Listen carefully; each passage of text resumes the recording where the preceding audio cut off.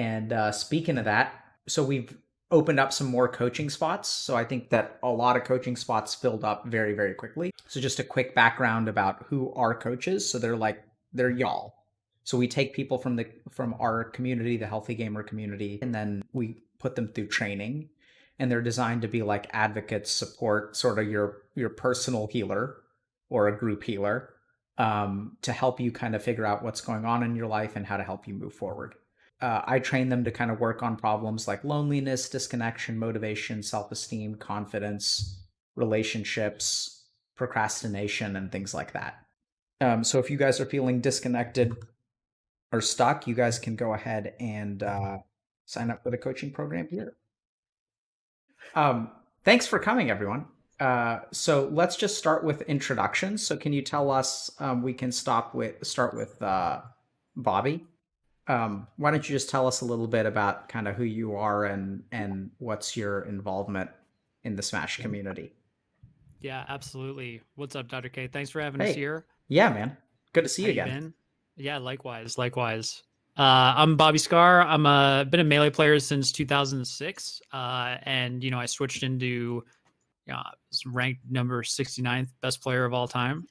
I'm actually trying to get back into the game. I want to get good again, so we'll see. If I can get better than 69th in 2020, I think that Hugo. What do you think? If I'm top 50 in like a year, you give me top 100 all time, right? Yeah, easy. If you could hit top If I 50, could do it, easy, but that's a top big 100 if all time. because so the Melee community's grown 2 times since I was big. 2013, there was a huge surge, and now it feels like more people are getting into the game. So it's an exciting time to play Melee because of the competition. But in the past couple of years, I've mostly been commentating. So yeah, coming back to the game, it'll be hard. But happy to be here and talk about things that are, I guess, outside of the game, but super important to being a player in the Melee community, the Smash community, and what it means to. I feel like we're talking about what it means to be in a gaming community in general. So it's a topic really important to me. Cool, thanks, man. Jisu. Yeah, so I mean, first and foremost, I'm just like, I guess, like a community artist. And I got my start super early on. Like, I've been in the scene since I was like literally a child, like 15. Which now I'm 22, and there's like, it's crazy because growing up, I was like one of like the youngest people, if not like, I'm not probably not the youngest, but like I was like part of the younger crowd. And now there's like, I'm growing up like that. I see like 15, 14, even like 12-year-olds like playing the game, and they like quadruple like shine your shield, and they can like perfect frame one wave shine out of it, and it's like it's crazy. But anyways, yeah, like I've been to like all the tournaments and stuff, and I kind of started the whole like selling your art there kind of thing, and it started off as a hobby, but as Smash grew, like all these tournaments and stuff got bigger, so that's kind of how I established myself. Cool. Sparkly Piggy. And tell us what you guys want to be called. I'm just reading your Discord names. You can call me Piggy. That's fine. Okay. Yeah, so can you tell us a little bit about yourself, Piggy? Yeah, sure. So let's see. My name is Kyle. I have been in the Smash community for 6 or 7 years, Chicago scene. For the most part, I started out as a commentator at my locals. Just that was the way that I liked experiencing the game. And then when I entered grad school for psychology, cognitive neuroscience, I started researching the expertise acquisition of Smash. So I have both thank you. community experience and research experience. But I think the thing that's going to matter most today is that I've been working, directing, running the scene's attempt at a grassroots code of conduct for the last 2 years. So there's a lot of things I would love to say or communicate or discuss today, because I've got a lot of opinions, having been on the front lines for the last 2 years, experiencing harassment, experiencing unpopular decisions, experiencing lack of support. So I'm really glad to have everybody else here today to talk about that aspect, because there's a lot of feels and a lot of thoughts that we should address and are finally, because of the events of July, being given the attention they deserve. So. Awesome. Thank you very much, Piggy. TK? Is that Hi. Yeah, TKbreezy or TK, it doesn't matter. I guess TK is probably easier, but yeah, I'm TKbreezy. I commentate Smash. I've been commentating for the last I don't know 10 years. Mostly the not melee game.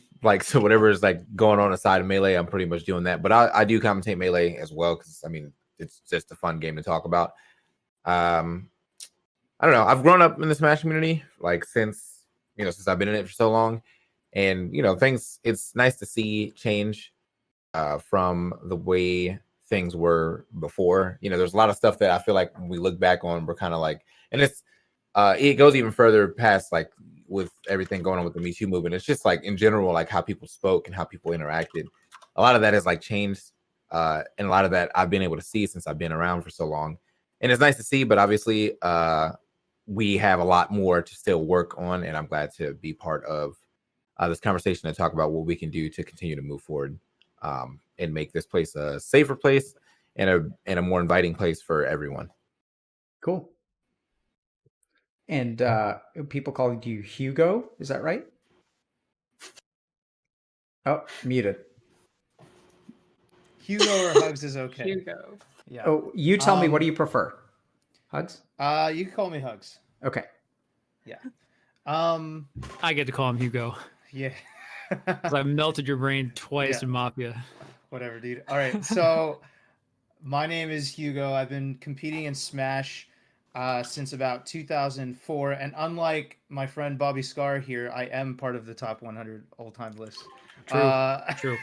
Credit where it's due. Yeah. No. So I've been playing for a long time, and I've seen the scene grow up from its super, super early stages up until all the way to where we're at now. And I've seen a lot of progress. I've seen a lot of change, but then there are always things that we can work on. And so this conversation seemed like something I definitely wanted to be a part of, just because I've seen so much, and especially after the events of July. So yeah, happy to be here and happy to actually hear all your voices again. It's been a while. Cool. Thank you guys very much for coming. So let's start with this. What happened in July? You guys, the events of July. Woo! A lot. Damn. I don't even know where to start. Yeah, who's going to with be the that. storyteller? Because to be honest, I've been not as embedded, right? So I mean, I can tell the story from a more outside perspective. What I heard, but does anybody want to volunteer? I think An article what about happened it, in but I also July- feel like there are Jisu, your actions directly impacted what unfolded. So I don't know if you're comfortable telling that story. I mean, okay.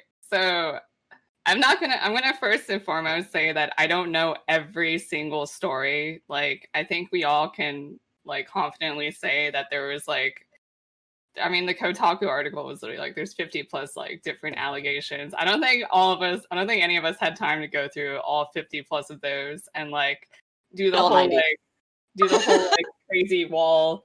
Let's piece all the stories together and figure that stuff out. I just know what I know, and basically what happened was that so I was kind of on the sidelines too, because I was actually on a break from social media. I was taking a break from Smash. I was just focusing on school, artwork, my career. And I would loosely peek back in, sometimes my friends would show me things, and it's not like I didn't care about the Smash community anymore, but I saw that and for those who don't know me, I have my own story and kind of background that makes me very familiar with situations of harassment or feeling like you can't come out with your story, right? So I always felt even though I did make my statement, I didn't make a full statement. I didn't go into detail. I didn't divulge publicly, what exactly I went through. And Jisu, how long ago was that? That was a long time ago, right? It was a long, long time ago. Like I said, most of it happened when I was 15 to 17, and then I came out with it when I was 18, 19, and then I just kind of held on to it for years. And it wasn't until I saw that people, other people in the community, they were finally starting to come forward with their stories. And I think it's just because of the whole you know, the world right now is like we're in a really tense place. Like there's a whole pandemic, like we're all kind of like at a standstill, staying at home, being able to like actually have the time to self-reflect. And it's not just the Smash community that this was afflicted with. It was like, I mean, obviously there's been a ton of big streamers like in League, Dota, I think like the Quake scene. I don't know, but basically there's this whole movement now for people to finally get like the retribution, acknowledgement, and justice. And that obviously spilled over into Smash. And I saw that there are a bunch of people finally starting to speak out, and it almost felt like cathartic for me. Like I always felt like I always knew, like especially as a woman, and a woman and a minor, and just like minority within the community. You don't have to be like a woman or a minor. Just if you're some kind of non-majority group, there are like things that you face that are hard to bring up, just like in any other community, because you're not the front-facing personality. You're not the main experience that everyone else has. So it's hard to get people to empathize with that. So I think people stayed quiet, but finally, you know, people are getting the strength to come out with their stories. And that's kind of what prompted me to come back and be like, you know, I've been like waiting for this moment for so long. And I think like the way I came about it on social media, because this is how I've always been, but like I come off I don't know if this is the right word, but I come off very like confident or snarky, and like people kind of took that the wrong way. They almost painted me like a villain figure, because they're like, why are you saying this in such a like vindictive way? And it's just like I feel like if you've lived with something like this for years, you know, it's like I said, it's cathartic, it's relieving. But yeah, that's kind of what like started everything into this big like tumble. And like I don't want to list any names, because that's we're just going to open up a big can of worms. But like there are a ton of big commentators, players, and just like known community members who were either like abused or, you know, the accused, and later, you know, admitted to it. And I have to say, because I knew I was in my position as one of the more well-known like minorities within the scene, I felt like almost like a duty, especially because I know these struggles. I almost felt like a duty to do whatever I can to push the movement as much as possible. And like I said, I tried to do it with as much due diligence as possible. Like it's not like I played every single situation correctly, which, by the way, I don't think you should ever expect anybody who has that much burden or like just information to be able to play by play, handle such a sensitive topic in a perfect way. That if anything, that would be more suspicious to me. But anyways, like you know, especially with the whole like cancel culture rhetoric, you know, I had these waves of people coming at me, being like, "Oh, you're doing this for clout or this or that." And it's just like, no, like, why would I take a year off for Can I just jump in for a second? So Jisu, I get the impression that you're talking around a lot of stuff. So like people will say like the movement, and then things started to happen, and you're kind of dipping just right along the surface. So like, let's take a second, because I actually don't know. I haven't followed much. Okay. Right. Okay. So let's just start like what started happening. Sexual assault allegations of major Smash figureheads, players, commentators. They ranged from outright rape to drug-facilitated violence to soliciting nudes from minors to actually sexually assaulting minors. There are 90 cases right now. I think the most shocking ones were the sexually related accusations. And there have been several careers that have been ended, just straight up ended, because of the things that were revealed on social media. And do you guys have a sense of like what? So Jisu had sort of mentioned that sometimes it's hard to speak, which I think is common when it comes to issues of like sexual assault or other kinds of predatory behavior. Does anyone have a sense of what caused people to start the movement, or like what happened? Like, how did these allegations? I think it only took one person. So like, obviously there's a lot that is behind the scenes that people weren't willing to say because they weren't sure of the consequences. And to be honest, I mean, like, some of those consequences were exactly what you thought they were, like where someone will come out with a story And instead of people being like, oh man, we believe you, you know, they want to be like, oh, we need proof, or oh, you're just trying to do this to ruin this person's career, when like, you know, that's not the point. You know what I mean? It's just like the point was basically to let you know that you know, your heroes basically aren't the people that you think they are. You know, like, it wasn't every person, every top player isn't like a good person, and every top commentator isn't a good person. And it didn't even have to be just top players, top commentators. Some of those people were like, you know, O2 people who just go to your local. It just, though, I think the point that they were trying to show was that, like, you know, enough is enough. And I don't know who exactly did the first one, but I know that it was basically a chain reaction. Like, one person put out a big story, and then after that, it was like just dominoes. I remember being up one of those nights. I can't remember which night it was, but I remember being up one of those nights until like 7 a.m. because like a new story came out like every 30 minutes. And I was sitting in this call with Coney, big shouts to Coney, and we just like, every time I'd be like, all right, man, I think I'm gonna go to sleep. People like, wait, did you see this? And then we would have to like read another one. And I can't remember which night that was, but I know that that same night, I think that was probably the same night that Nairo got outed, that like 7 more stories came out at the same time. And yeah, just to me, I don't really know what like sparked the first person to do such, but I do know that like it was more it was probably like a lead by example type deal with everybody else who decided to come out with their stories after.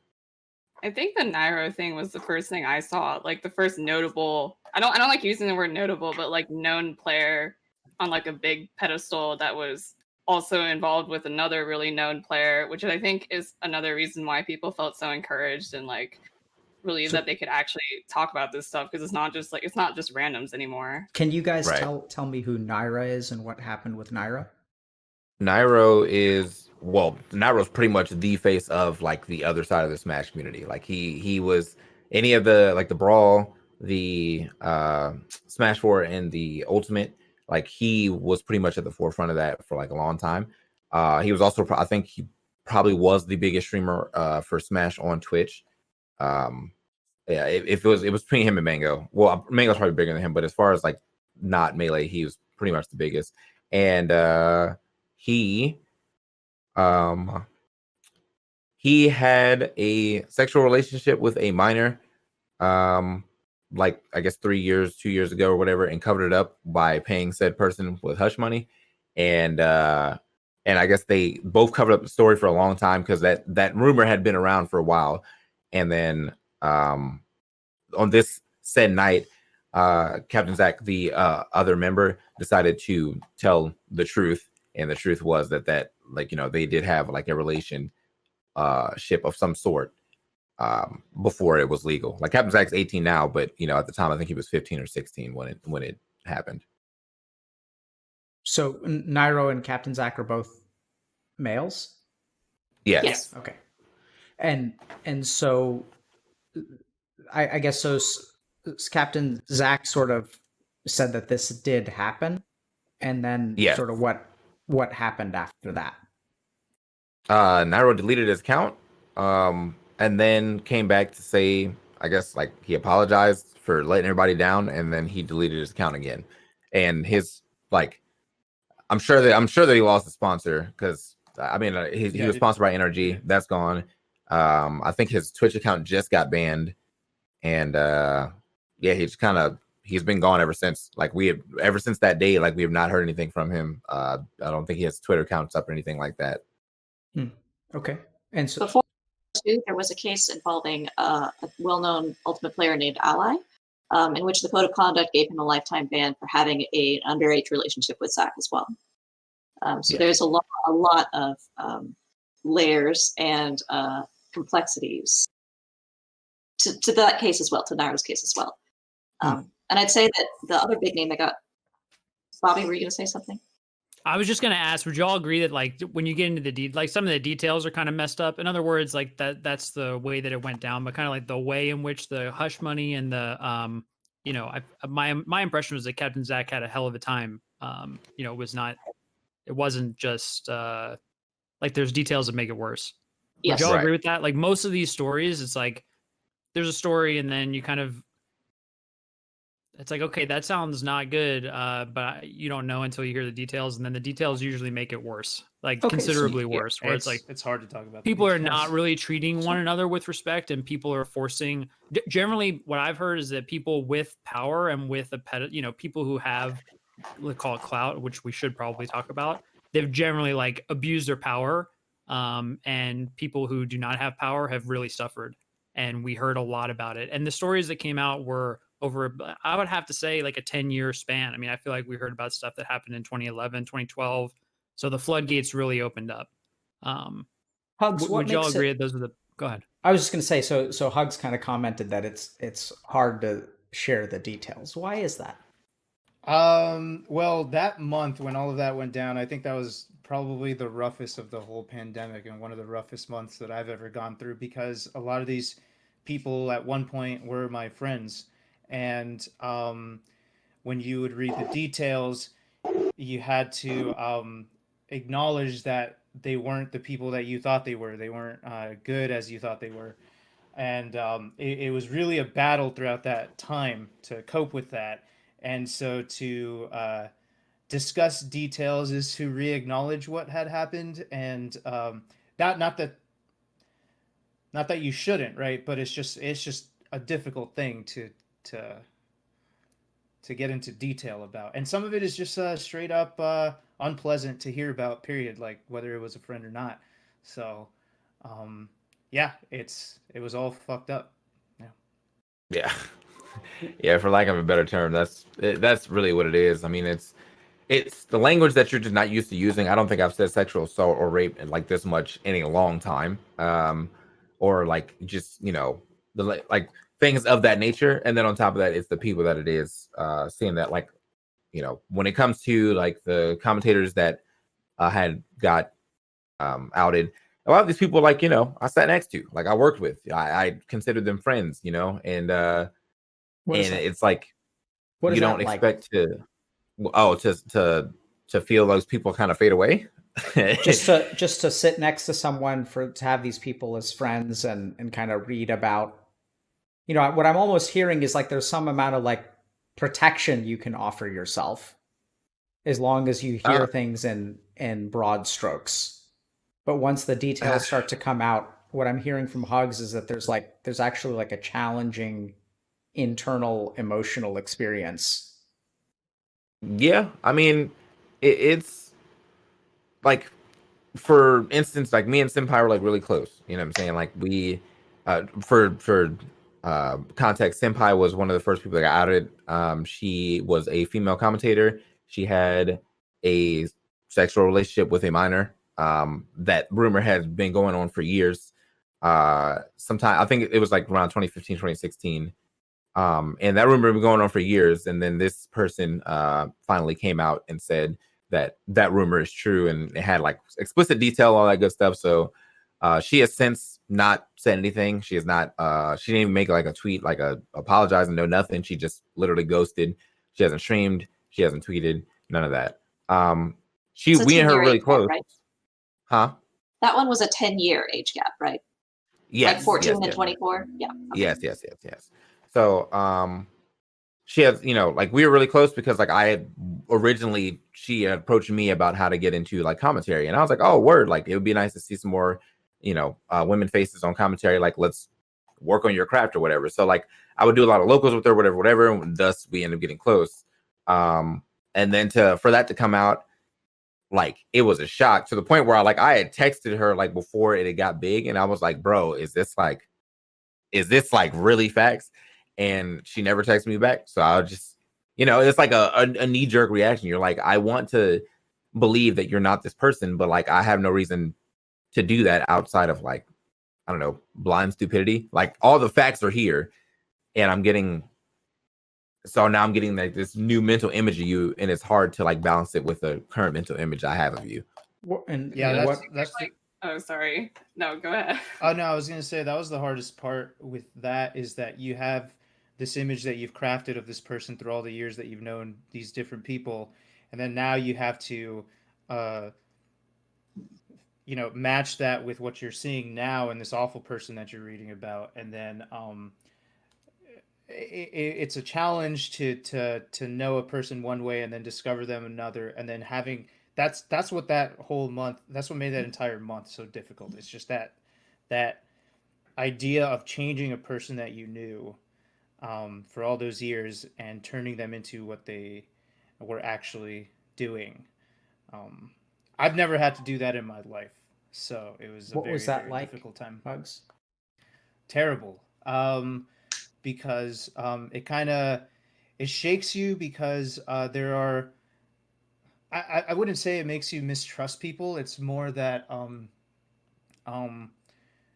you had these people that you made yourself vulnerable with to allow them into your life, to be your friend, etc., and to find out that they could be this way towards other people.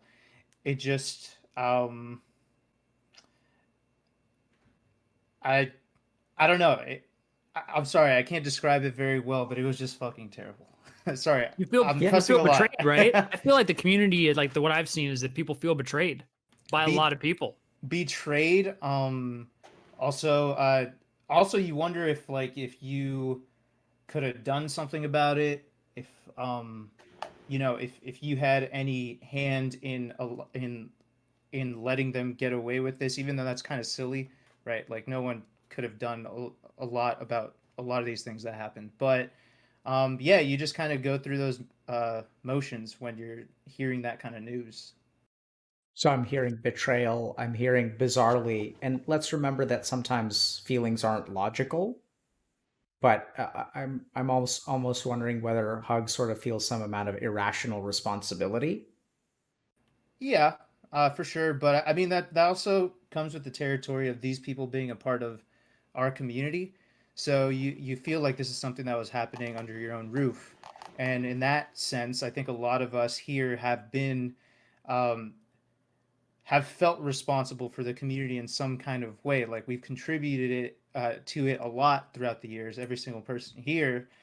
And so when this thing happens under your own roof, you do take some kind of sense of responsibility, or at least thinking what you could have done to prevent it, and um, yeah, and then yeah, even then there are also even thoughts of self-reflection, like how you might have been problematic at some point for different people, not to the same degree, but it was just a whole lot of reflection for all these different kinds of things. Hmm. Interesting. Yeah, I think the self reflection was a really big one too, because like, you know, you like it's almost like the self reflection plus also seeing like certain patterns that you may have not recognized before. You know what I mean? Like you have your like one wild friend or whatever, and like you would write it off, oh, he's just wild, whatever. But then you like after everything started coming out, you really start to look at some of your interactions with like your friends and be like, man, that actually wasn't okay, and I should have said something. And so now with this current new knowledge, that's like if we ever get back to tournaments, going barred or sent away, that like we have this new knowledge of what we can do to help in the heat of the moment, instead of like waiting for moments like this where everything has to come tumbling down. We could just say something in that moment that like will get the point across. Hey bro, like she said no. Hey bro, like you're being a little too like aggressive, something like that. Just simple stuff that could literally change the whole narrative that night of that outcome, just by making someone aware that maybe the way that they're acting or the way that they are like appearing or whatever is not okay. What I'm hearing from TK is that in hindsight, there may have been a couple of red flags, Yes. and so like, what are some of those red flags? I see Jisu nodding emphatically. I mean, like, I'll just tell you straight up, as like, I think it's not to blame guys, but I think it's hard when like you're not like their main target, right? Like if let's say you're a girl, you walk in a venue and like, I think for some people it's really hard to speak or hard to see, especially if you're new to the scene, but like, guy walks up to you, is like, hey, do you want to play some games? Or like, do you want to get food? Or like, what's your name? And they just have this really vested interest in you for whatever reason, total stranger. And like, when I came to my first tournament, I was just young and naive. Like, I just thought these guys were really nice.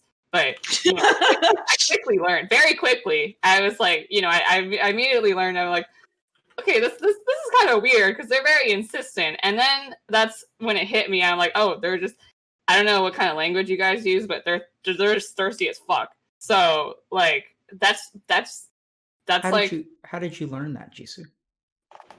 I mean, they'll just like there's like the normal boundaries of like wanting to get to know someone. Like so, like you know, I would consider myself a pretty interesting person. So I would give the benefit of the doubt if some random person, regardless of their identity, wants to get to know me. It's like, hey, we can just have a conversation. But like that's organic, that's natural, you know? If it starts veering into territory where they pursue you, and I use the word pursue very like carefully because like you know, things can develop naturally. Like I'm friends with a lot of these people in the scene and like things are totally platonic and fine, but there are people who you can tell like they'll be flirty, they'll try to like get you into their room, they'll use really like slimy methods to like initiate some kind of like physical or like sexual relation with you, or maybe they'll start it off emotionally, you know, like they'll like try to like psychologically or emotionally like bring you into like being dependent or like them being dependent on you. And like okay, like a really good example of this, for instance, right? Like the whole D1 thing, which by the way, that was horrible. Like he's such a big figure in the scene. And I've like just to give you guys some context, like I literally grew up with him and like he would call me like his little sister. And it's just like it's messed up. But anyways, you know, what happened sorry, with D1? Who is D1 and what happened? he's just so he's like a super veteran in the scene. Like Hugs would know him. All of us know him really well. And he was just like a front facing community member. Like Nintendo loved him. He was always at every big like public event, and he's like this big commentator personality. And like you can't go through like any major Smash video without D1 in it. Like that's just like fact. And basically like, you know, there's this story of him that came out during July where he basically like, and this story told a lot. Like he lured a new girl into his hotel room under the guise of like, hey, how as a woman, you know, what's your experience in the community? But what it actually turned out to be was him using that as a vehicle to try and take advantage of her. And like you can like search these stories up. Like they're like all publicly out there. But the point being is that like, you know, he knew using that topic as the opener, like that was him trying to emotionally like connect with her and make him seem like he's her friend. But his end goal was, you know, just to take advantage of her. And this happens like repeatedly from people like that, like from predators. And that's a pattern that you'll see once, like if you go over all these stories, like, you know, you can just be friendly with a girl, but if you're doing it multiple times and doing manipulative things like that, you know, that's definitely a red flag. Can I also say, oh, go ahead. Go for it, Piggy. You haven't had a chance to jump in a little while. So I just wanted to return to this idea of emotional reactions to what has occurred, because my reaction has been very different than what like Hugo and TK are describing. So when all these allegations started coming out, all these accusations and people feeling shocked and betrayed, I really just felt searing white rage. Because like Risu, I've experienced so much predatory behavior, sexual advances, and harassment by the community, disbelief by the community. You know, your average guy, you tell him like, oh, that guy's creeping me out. And they're like, no, he's a good guy. So none of this surprised me. I mean, the fact that like Zero made it as far as he did without getting called out, or Nairo, or D1, like that's a little surprising. That shows an enormous systemic problem, right? But the fact that people do bad things to each other and people leverage minority status, for example, or power imbalances, whether it's because of fame and not fame, all of those things are a given for me about human behavior, and especially behavior within esports, because we have no safety protocols that would otherwise discourage those kinds of things from happening. So when we talk about the emotions of all these things are coming out, my first was like, why didn't you listen to any of us before? You know, when these things would come out every 6 weeks, everyone would find an excuse to like, oh, well, she actually did this. But it took an entire outpouring of 90 stories for you to like look at your fellow friends and be like, maybe I need to hold this guy accountable. I'm not saying anybody here like has done anything wrong. I've hung out with all of you, and you know, I wouldn't want to be talking with you if I didn't feel comfortable here. Personally, But like, I felt like it was messed up that like with all the credibility that I have, because most people didn't even know what I look like online until pretty recently. And like I've had people think that I was a guy for years. But like I thought it was messed up when like I was saying everything I was saying, and immediately, because I'm trying to cancel one of their favorites, they're like, oh, there's like absolute zero credence. And it didn't take me fighting for myself. It took me going to my friends who are guys who had bigger platforms to back me up. And it took multiple of them for them to believe me. It's like, what? Like, I've never lied. Why would I lie about this right now? Piggy, what happened so it sounds like you had tried to speak up, or things had happened to you in the past, and I'm sort of getting, when you sort of say white hot rage, I'm sort of hearing that maybe you've been like, this was expected and this has been going on and you knew it was a problem for a long time and that people didn't listen. So absolutely. Can you share with us like what you tried to say in the past, or what your experiences of harassment were? So I wrote an article. I'll send you the link because it goes into the history a little bit more than I can in the space of time we have today. But some things, within 6 months of entering Smash, the only other girl that I hung out with at at my locals was sexually assaulted. She told our TO, he's like, you don't have any proof. So nothing was done. So she started going to Smash Fests, which are smaller parties that happen at people's houses rather than organized venues with tournament organizers. And she was sexually assaulted there by another guy who said he was comforting her about her first sexual assault. And, you know, I'm like 21 and I'm like, wow, that's messed up. What can we do? So I talked to her. We talked about police reports, but guess what? Police are not designed to handle sexual violence because the kinds of proof that emerge out of sexual violence cases are not, have never been prioritized by the law. So, for example, the people like to talk about emotions versus logic, hard versus soft proof. But in the end, there are, for a complex phenomenon, there are going to be multiple different sources of information that are going to say, okay, this is what most likely happened, right? But because police and the law are trying to actually limit someone's physical freedoms, there's a higher standard of proof, right? But we're in the Smash community here, and so if somebody says a guy raped me, why isn't that enough?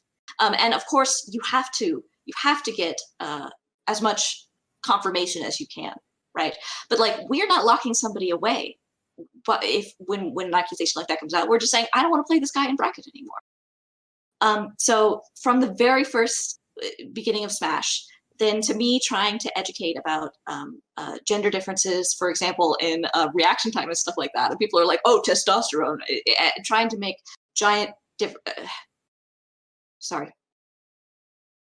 to make the differences between like men and women justify their different treatment of women, right? Like I've seen that harassment myself. My work, I've been tried to be fired since July because people said I knew about the Naira situation and I didn't. But what can you do? you can't prove that.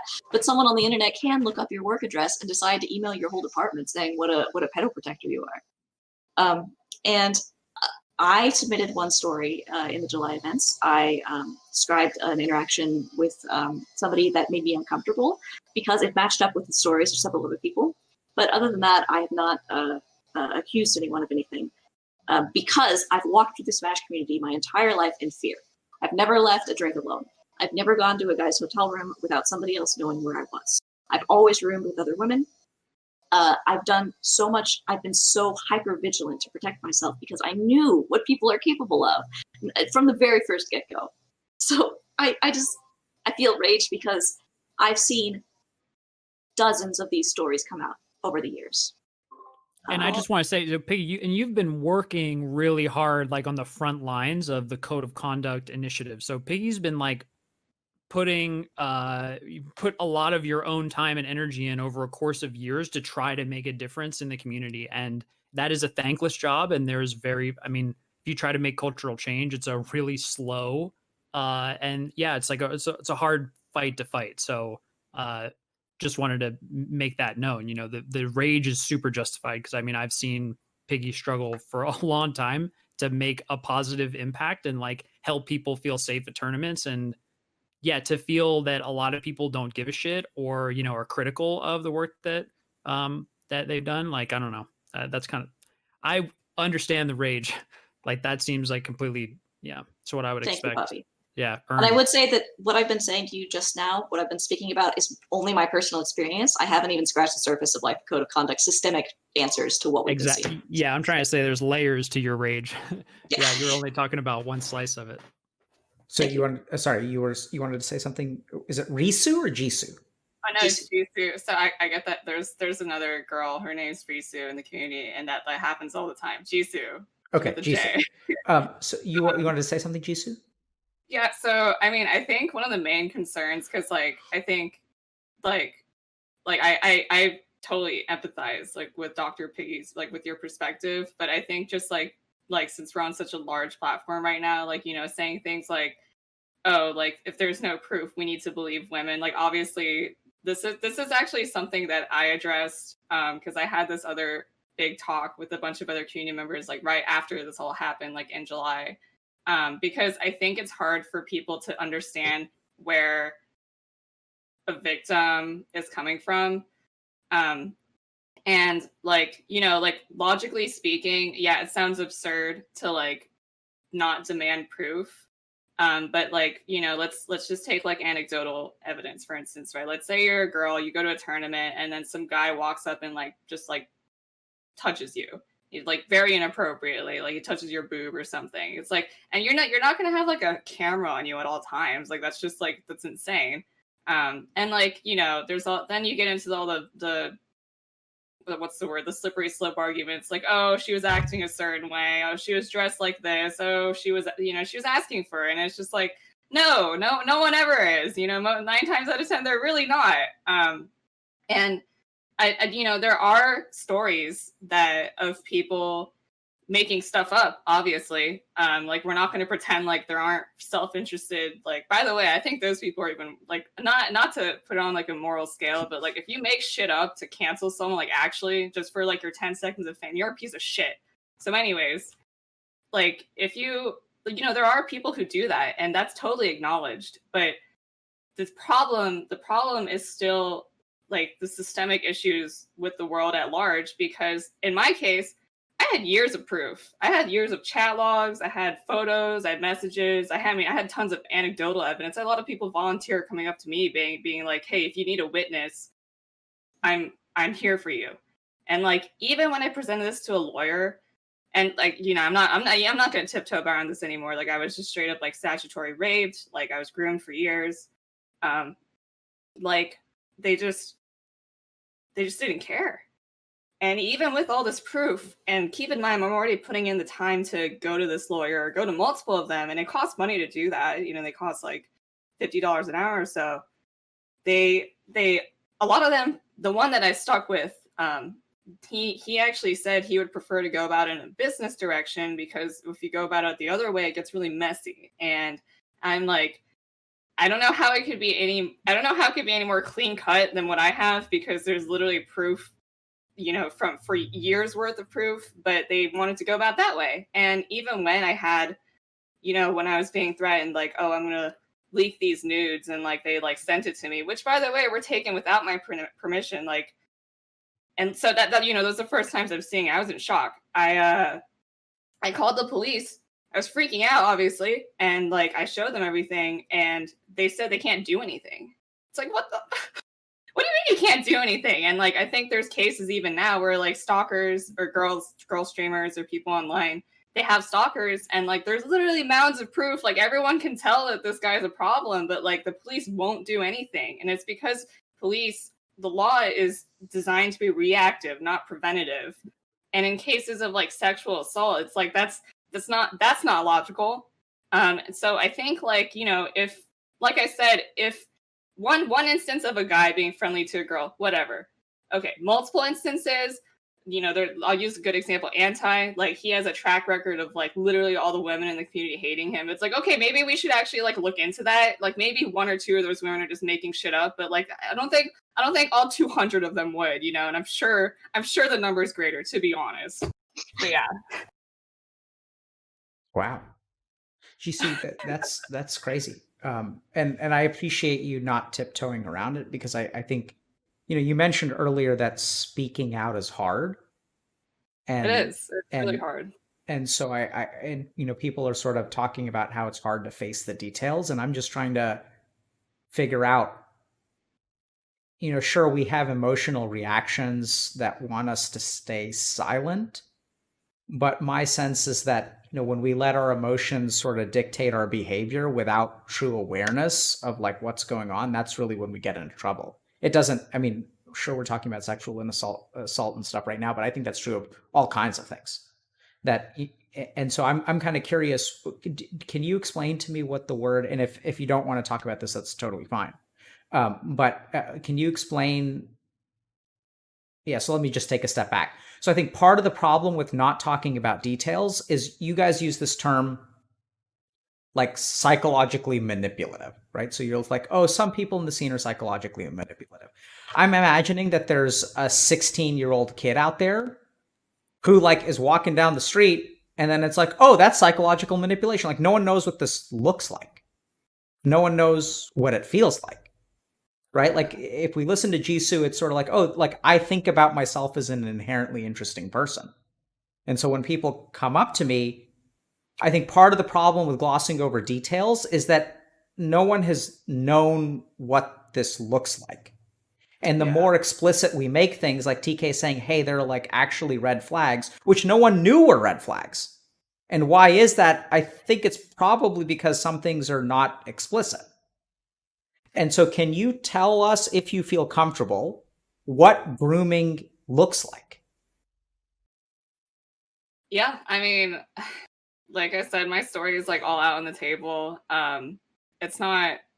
It is always hard to talk about it. So like, again, like if you're ever facing the situation where somebody's like, you can see it happening, like I would try to be as understanding towards them as possible. That all being said, like, you know, in my case, and in a lot of these cases, frankly, it's pretty obvious. And it starts with the power imbalances for sure. Like if you're to just isolate even just like the ages of a lot of things, like with my dude, he's like 10 years older than me.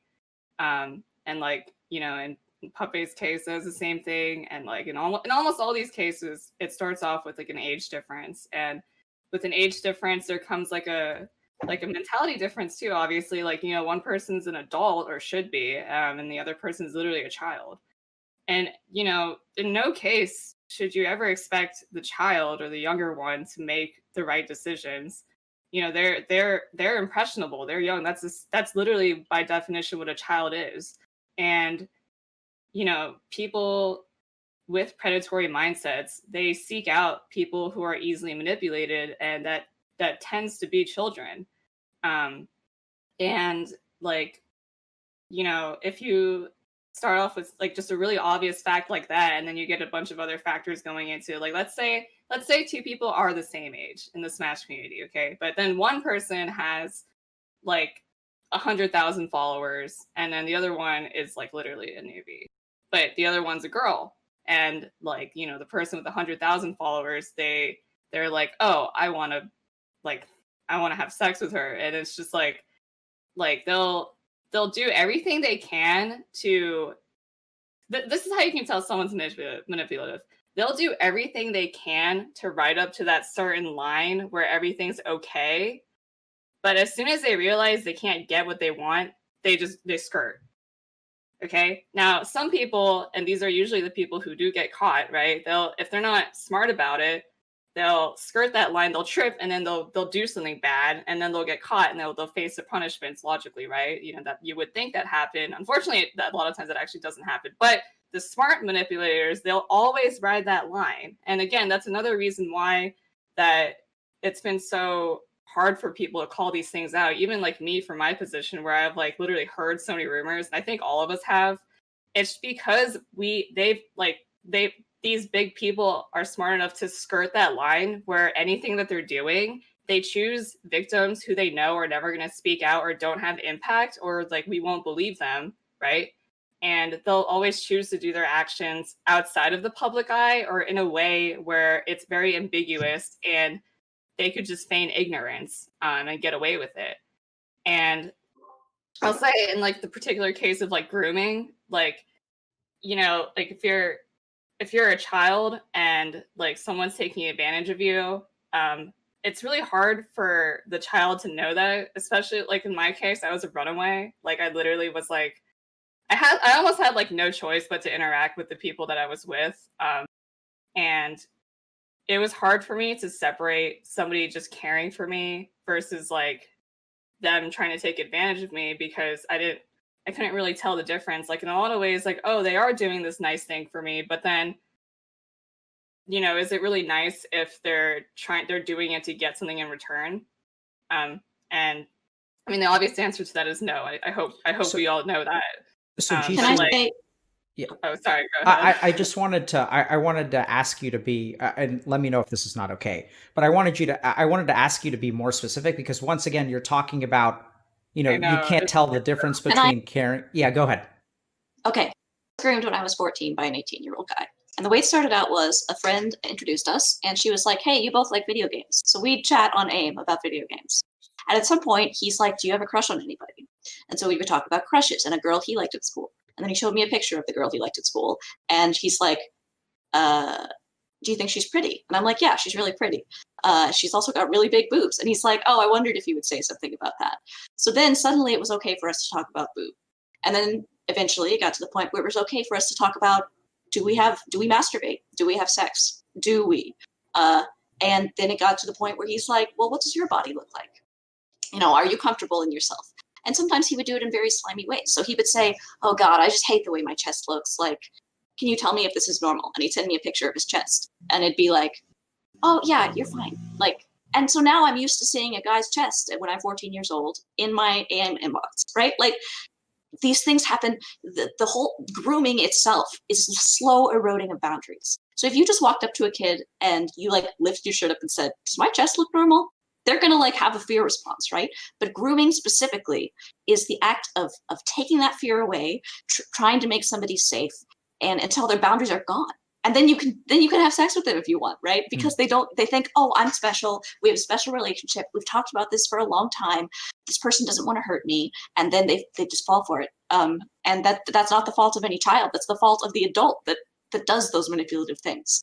So if you're a kid, 14, 15, 16, whatever, and somebody way more famous than you starts taking an interest, just remember your boundaries. You have to remember, what does this person stand to gain from me?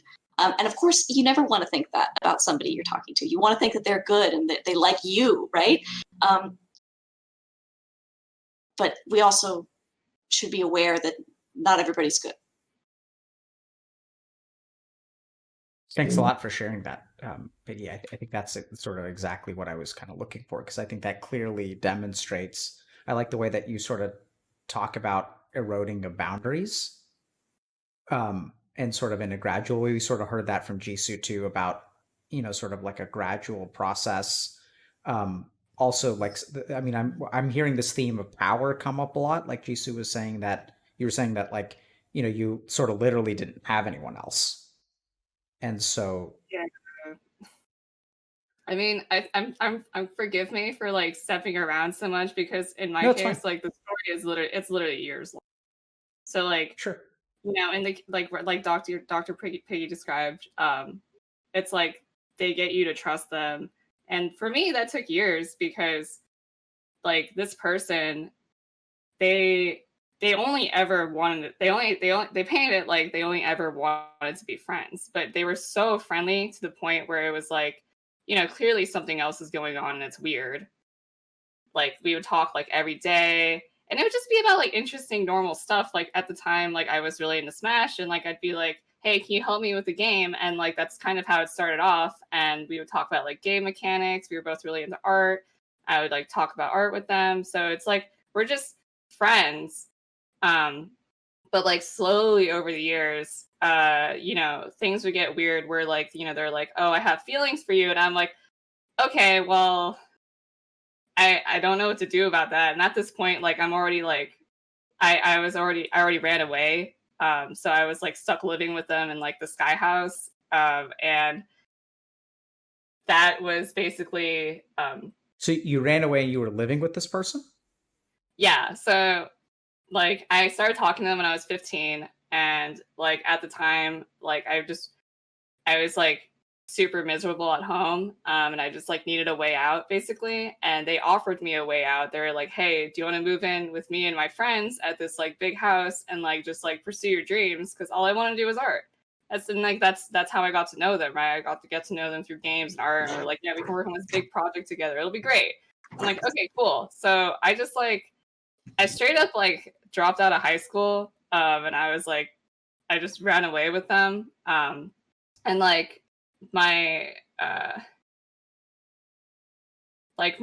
family and stuff, they talked to my abuser, and they were under the guise that it was like some sort of internship or something. So that's how my family stayed out of it. But like my family is so aloof with me that they really don't give a shit about what I do. So like that's how I got away with it. And so I'm living with this person, and like I said, we start off very friendly, but the friendly interactions were so consistent, and like he had such like a vested like interest in just paying attention to me that in itself is strange, right? But again, he would never do anything to cross the line. So kind of how it evolved is that once he like came forward to me that he had feelings, and like I was younger and like I had feelings for him too. I was like very impressionable, and like this person's paying a lot of attention to me, and they're like really good at this game and this scene that like, and he's friends with like all these higher up players, and like they're all super good, and wow, like, you know, I thought it was really cool at the time. Like that's kind of like how I like felt like I got like really like infatuated with it almost. And like I'm trying to be specific, but also, like I said, there's just like so much history. Be as vague as you want to. Don't worry about it. Keep going. I mean, like,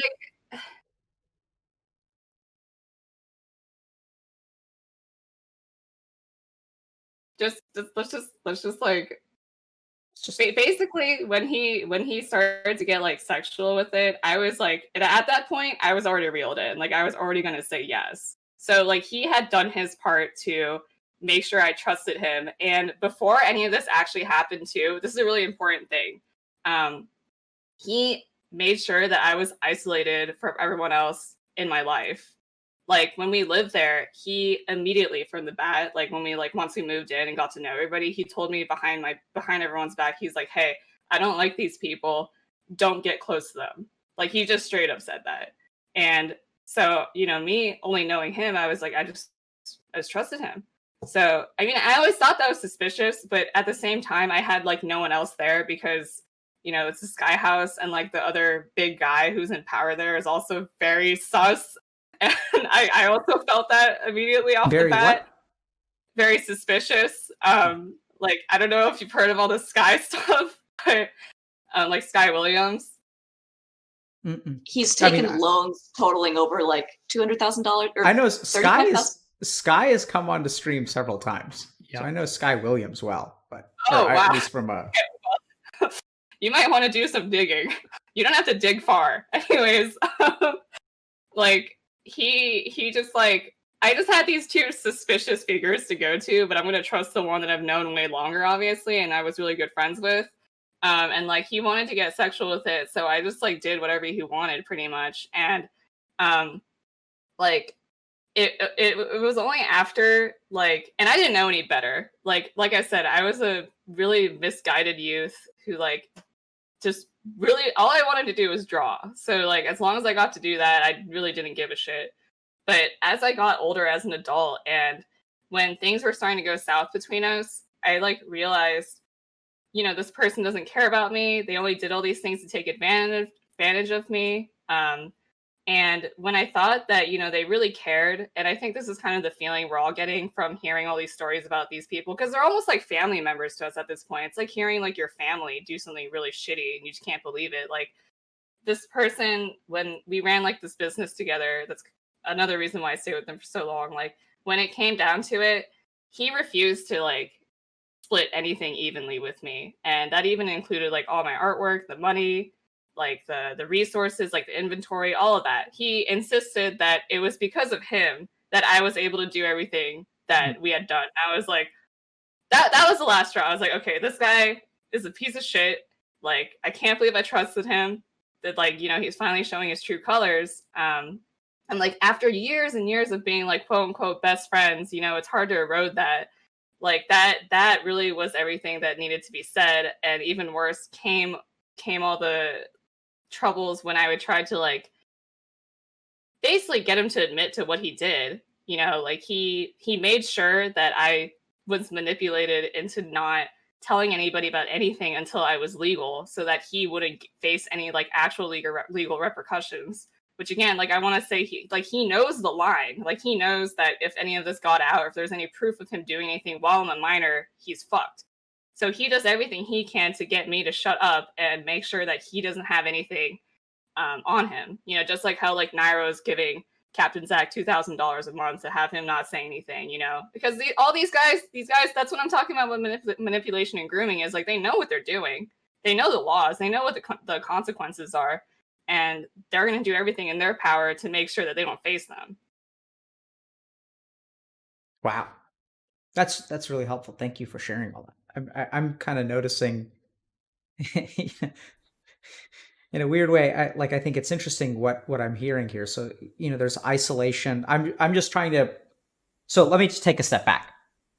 So part of the reason that I was really, in a sense, excited, although it's a weird word to use in this context, to have this conversation with you folks is because I don't know how things change.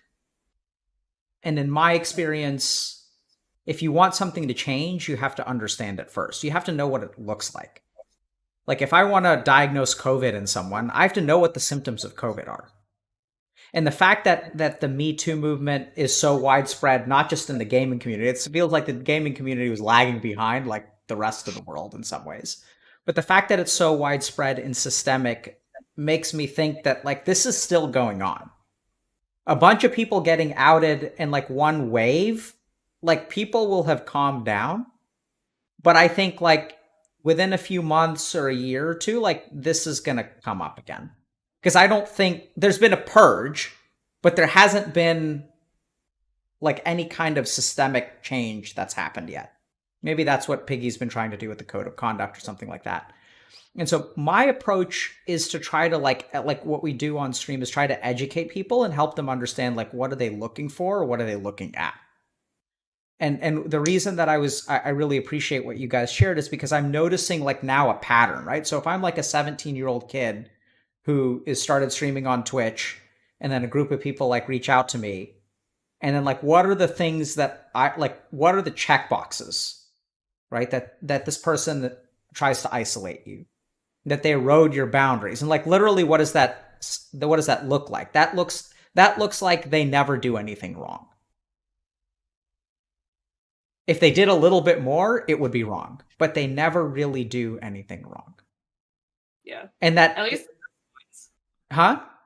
At least they're really smart ones. Yeah. I think my situation took so long because he literally played everything correctly. Like I said, the law looked at the situation, and anybody who knows what happened, we all kind of looked at it. We're like, wow, we really just got played, and that's kind of how you feel after all of this. Yeah. So that I think brings up another really good point, which is that from the perspective of the person who's getting groomed, I'm noticing that there's a lot of really authentic feeling of caring both ways. This person really cares about me, and I really care about them. We're important to each other, right? And even in retrospect, it may feel false, but in that moment, I can imagine that it feels like really, really caring. I'm noticing there's also like a certain amount of like unyieldingness on the part of the person who's doing the grooming, right? It's like subtle and it's covered in velvet, but it's like made of iron. That there's some things that they're very, very like harsh or strict about. Don't become friends with anyone else in the house. Yeah. You know? Yeah. And then I think the other thing that, you know, just in terms of a red flag is like things that are done in secret. Right. And like I'm just trying to envision, like if I were trying to educate, I have 2 daughters, and if I was trying to educate them about like what to look out for, you know, it's going to be someone who tries to isolate you that you care about, and that you feel like cares about you, and that they ask you to do things in secret. And But it's your special secret. It's Yep. not just, it, other people wouldn't understand. Exactly. And So if you find yourself having those kinds of thoughts, like, oh, I know that this looks bad, but this is different because they really care about me. Like there's a part where I think, Go ahead, Bobby. I was just going to say the other thing is that a lot of these people were pretty well respected and trusted in the scene. So to an outside observer, they looked like trustworthy people. And that to me feels like it's particular, that makes it even harder. Yeah, right. Yeah, go ahead. I'd also want to point out another sign to look out for is an unreasonable amount of investment in the person, where you have to ask yourself, well, why is all this investment going into me? Don't you have other friends? Don't you have other people that, like, they isolate themselves too, and to the point where it just doesn't make sense how this brand new relationship, and I guess they try to convince you that this is different from the outside world, when really, if you're just like a nice, caring person, you should have that relationship with several people, in my opinion. in some abuse relationship conversations, you call it a love bomb, when they just 100% focus on you, and the relationship escalates super quick, and you don't have time to think about, is this right? Am I comfortable? Yeah, that's really helpful. I just wanted to kind of offer a perspective I've been thinking about a lot. You know, it has to, Dr. K, you were just asking about what you say to your daughters. I mean, your duty, your responsibility is to them. For us, you know, I think all of us feel a responsibility towards the community more broadly. One of the things that I've thought about a lot is just the environment. And in the past, like, I remember we had a show at the Twitch office where people who were underage were, maybe it wasn't at the Twitch office, maybe it was somewhere else, but people were around booze and they were not old enough. And there were people there who were old enough to know that that was a problem, but we didn't say anything. I feel that one of the things that helped us change the culture for the better in the past is when people felt comfortable saying that they felt uncomfortable with something. And one of the things that this has highlighted for me is that there could be yellow flags going on that I don't have the awareness to say yet. And then I'm developing that, but the awareness to say, hey, who's in charge here? Cause like we're doing something messed up. And like, I want to know that whoever's in charge of this get together is responsible for making sure that people who are minors are like not making bad decisions.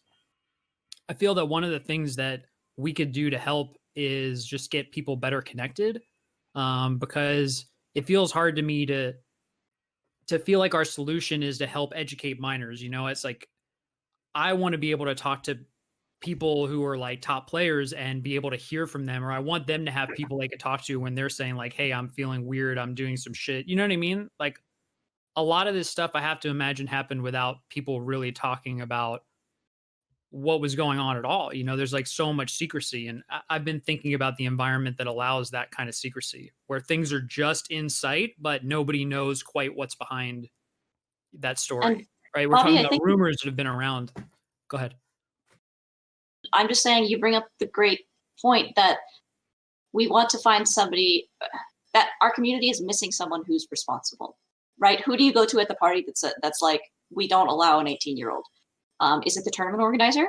They're probably pretty busy right now trying to do pools and running things, right? Yes.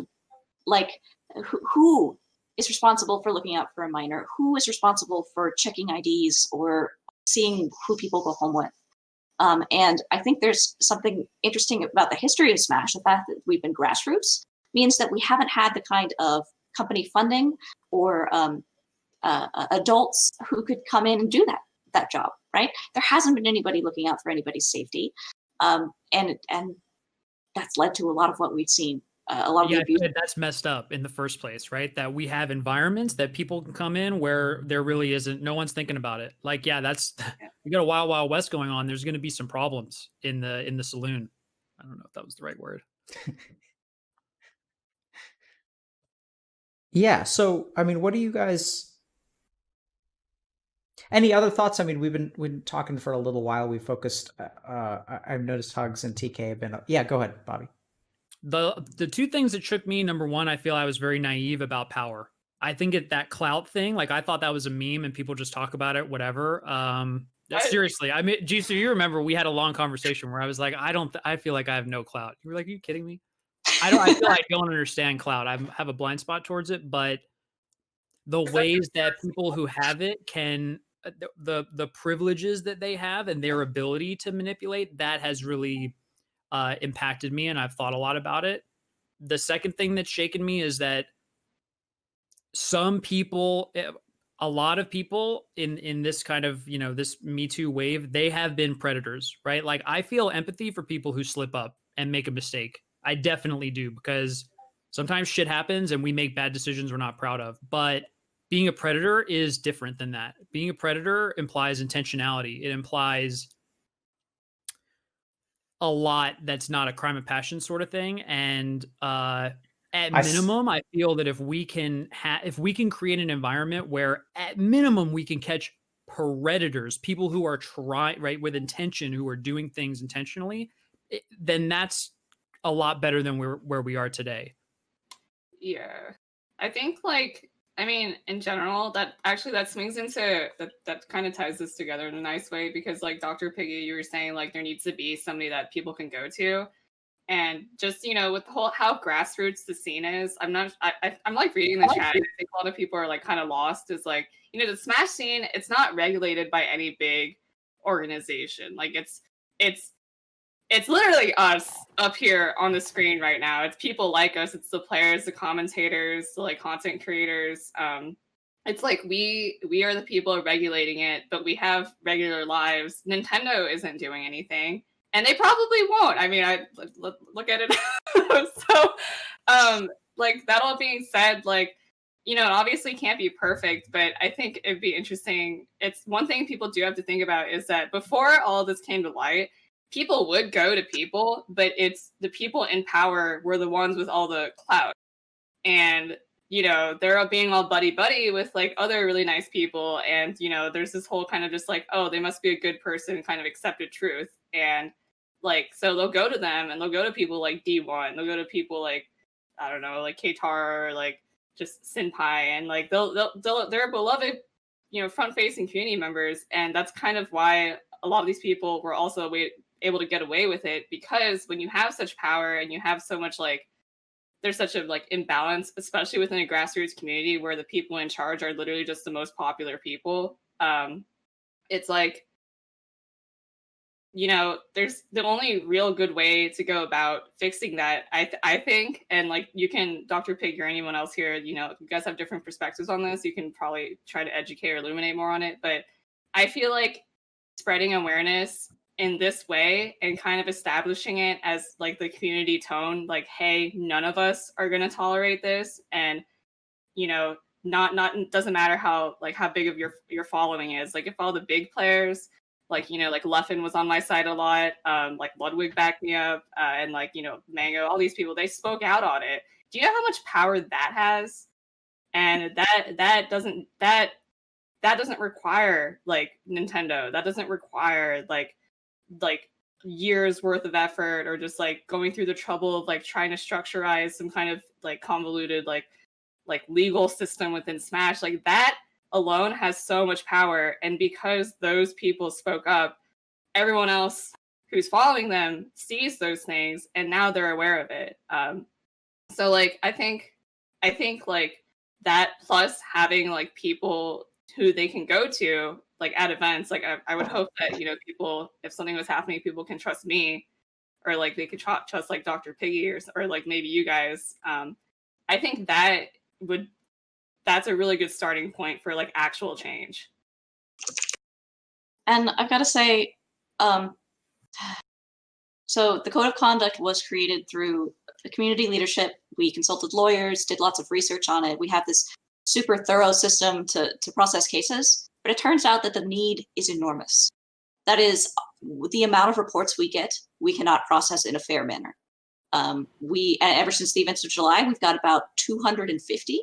And in our entire 2 years of existence, because we want to do every case right, because we want to hear both sides of the story, because we want to confirm, it takes about 6 weeks per case. So do the math there. That's like we've processed 20 out of 250 cases, completely unpaid, completely no protections legally, no, just out of the goodness of volunteering and caring about the community.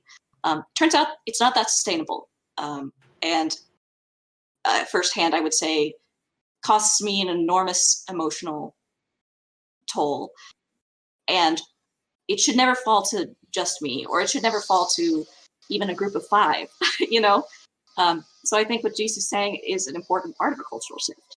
I do think we need structure. I do think we need someplace where a victim can go and say, like, this is what happened, and we can decide what's a fair ban. But I don't know how we can do that right now when there's just not enough. There's not enough money.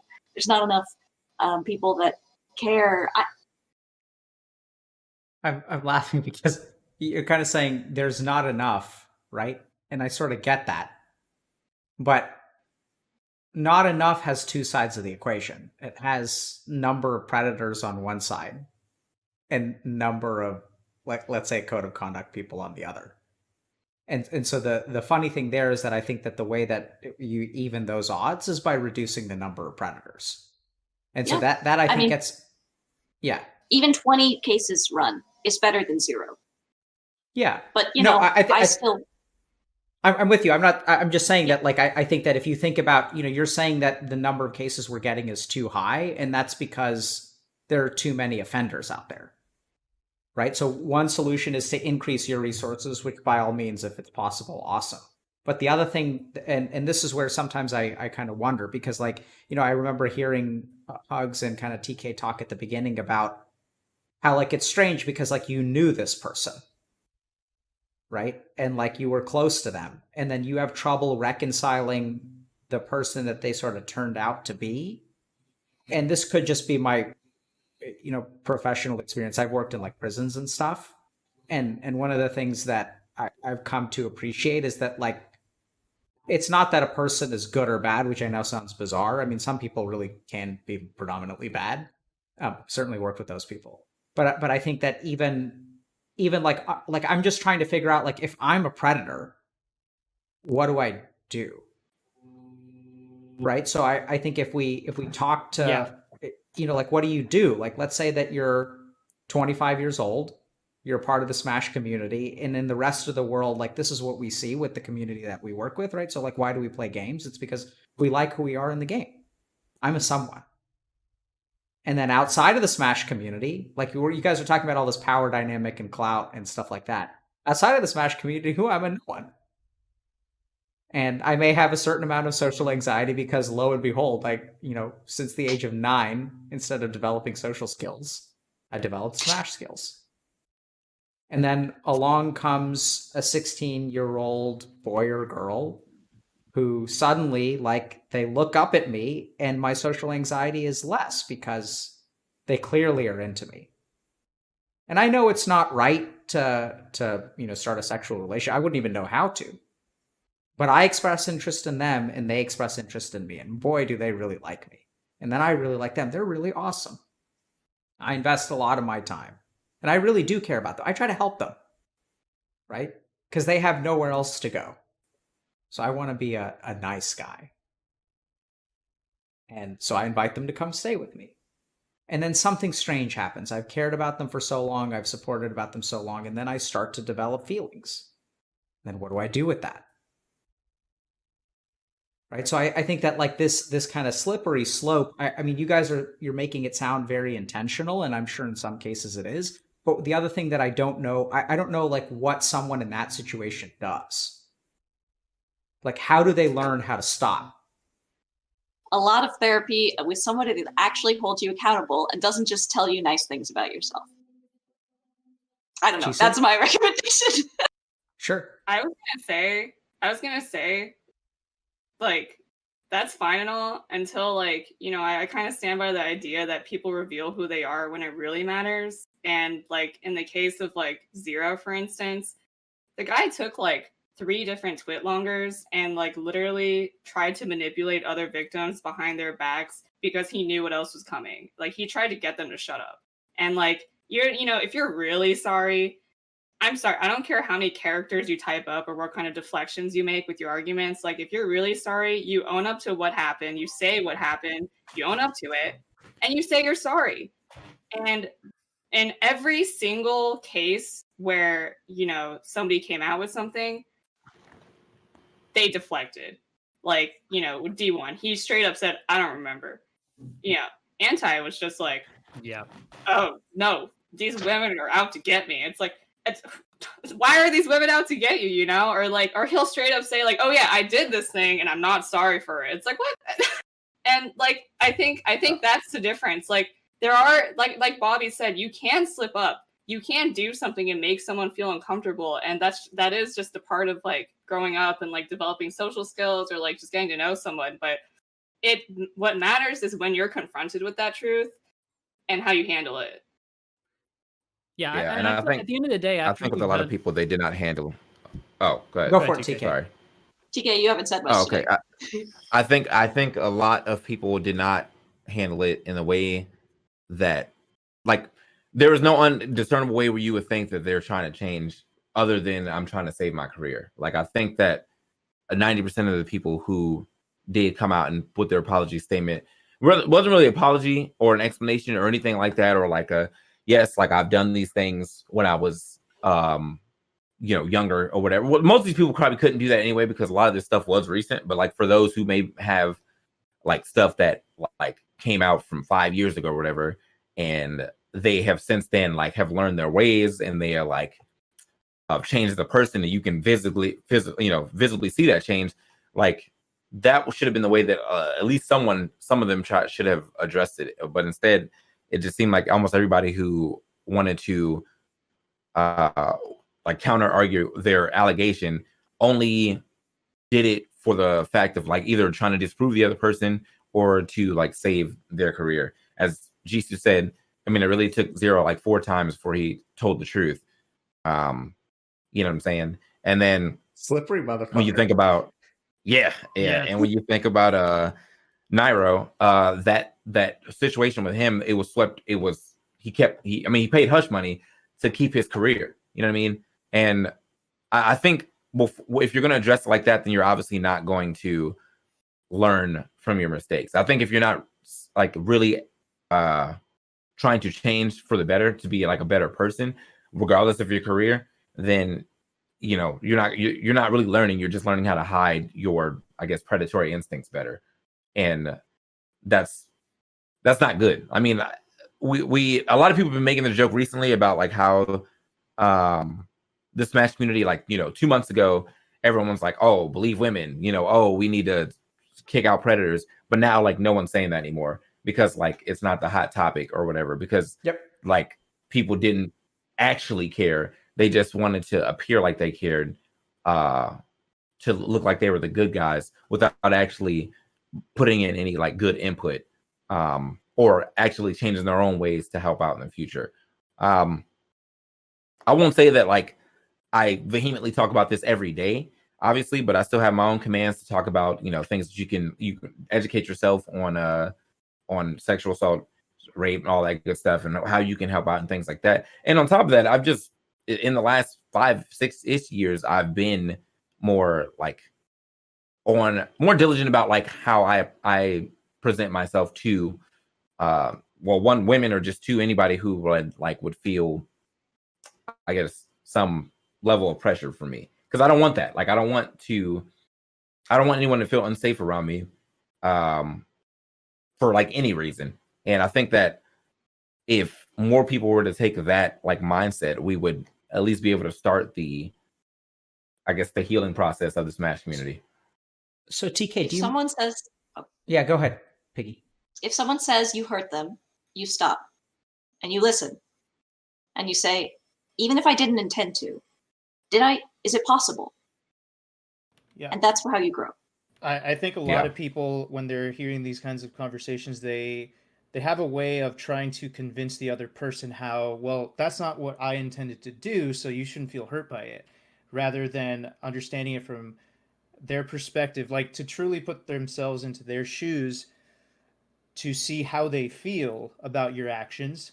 And that's the only thing that should matter. It shouldn't matter what your intention was. It's more about how you made them feel with your actions. That could have been predatory. It could have been made them feel uncomfortable.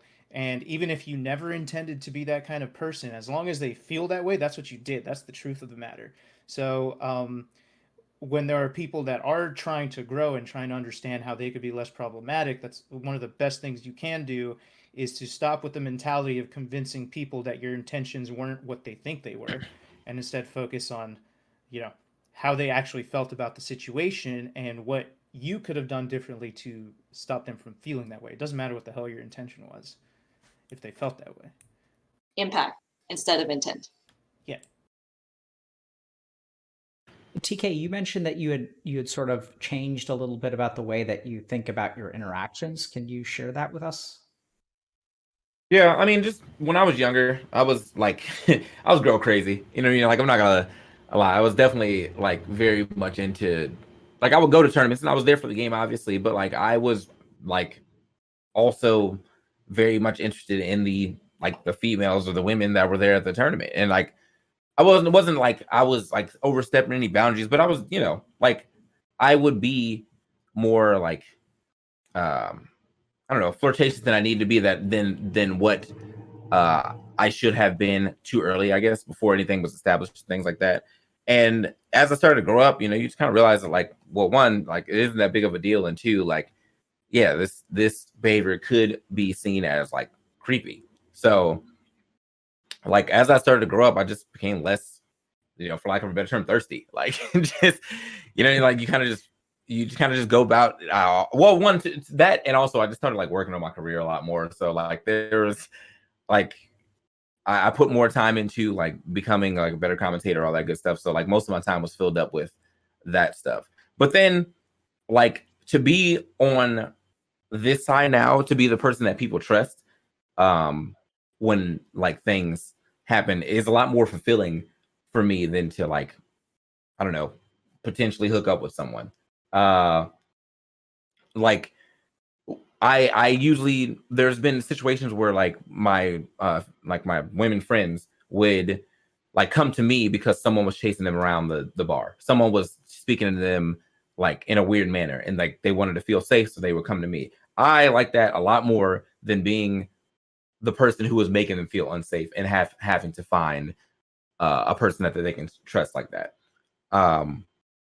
So yeah, I don't know. I grew up like, like I think that's the easiest term. Just like I grew up, and unfortunately, I feel like a lot of my peers did not, as they were still, chasing skirts, and in a very malicious and I guess predatory way. And I guess in some ways, I felt like I may have seen it, but mostly more so like distance myself, because like that's not what I wanted to do anymore. When I should have trying to be a little more like I guess not say educational about it, like I should have been like, hey bro, like, we're getting old now, this is not like, this ain't the way, you know what I'm saying? But like I don't know, like in some ways I feel like it's not my responsibility, obviously, but it also, because they are my friends, it is kind of my responsibility. Like I should have said something, but you're your own human, and I'm not sure if you're gonna listen to me anyway, so I'm just gonna continue to do me and like become a better person myself. Sorry, like I think so. I've had a lot of people when this came out, they were like messaging me personally saying like, not because they did anything to me, but they just felt so bad. Like, like the whole self-reflection, like they were associated with a lot of these people, and like they might have seen some sus signs or suspicious signs, but like they didn't do anything to stop it. And like I have to say, like, I don't think anyone should ever feel like they did something wrong.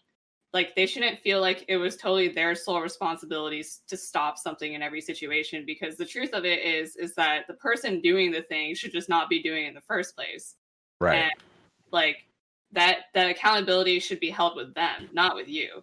But obviously, like, you know, that's the world would be great if like things actually worked out the way that they should, but you know, that's not how things are. So like, obviously I just think like if there's one thing to take away is like if you just do your best and educate yourself, or try to educate yourself really, and make that effort, like that alone I think actually stops a lot of people from like doing things. Like the fact that, like, for instance, like, you know, TK, you're up here and you're like talking about this, like, you know, anyone who's around you or any guy, and like with the standing that you do have, if they were going to do something, if you're there, they're not going to do it anymore, you know? And like I feel like that, like just then, like, that's, you know, like I said, like, you're not being perfect, you're just doing everything you can, but like doing something is so much better than not doing anything.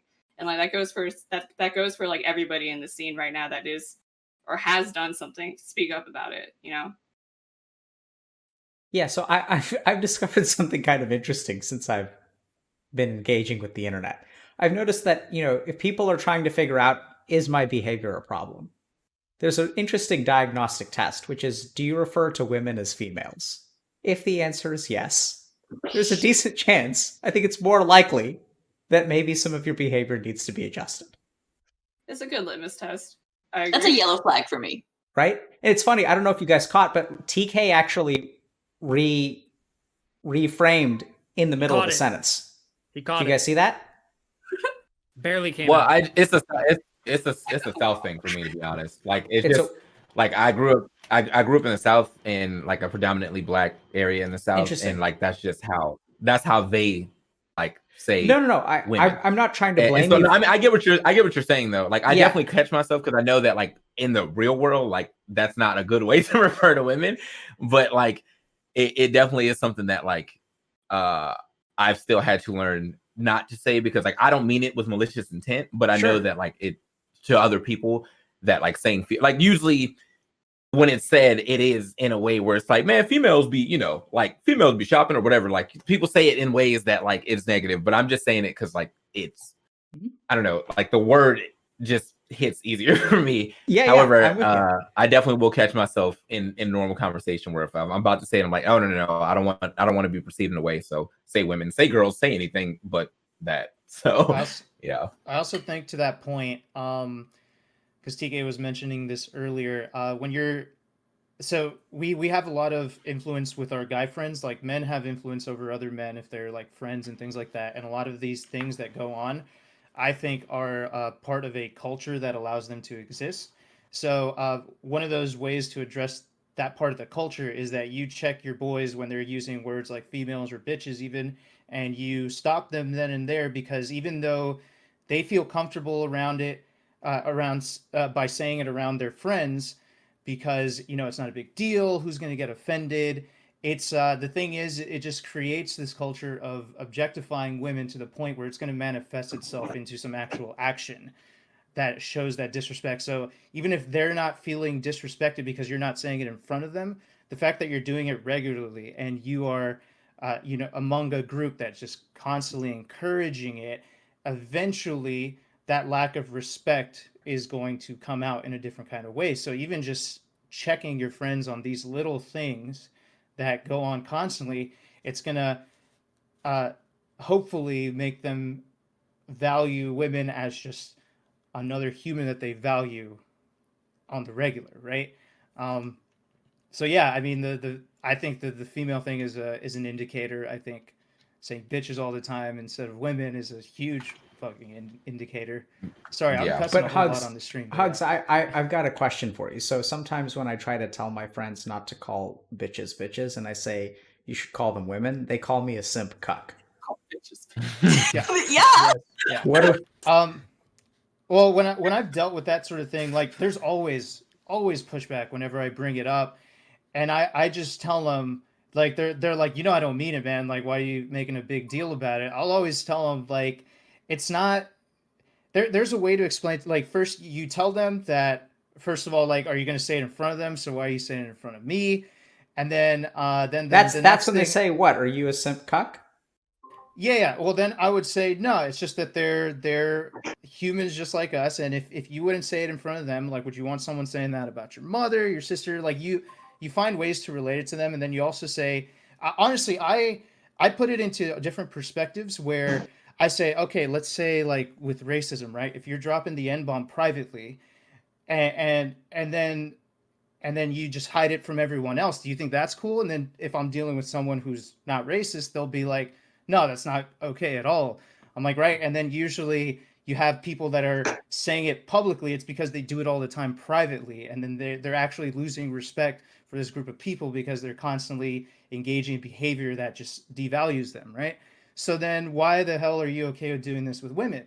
And they could call me like, at that point their argument of me just being a simp and just doing it for this purpose kind of breaks down, because you explain to them how this applies to so many other things, and how if they actually want to value people as people, then they got to just stop this behavior in general, like even in private, even with your boys, etc.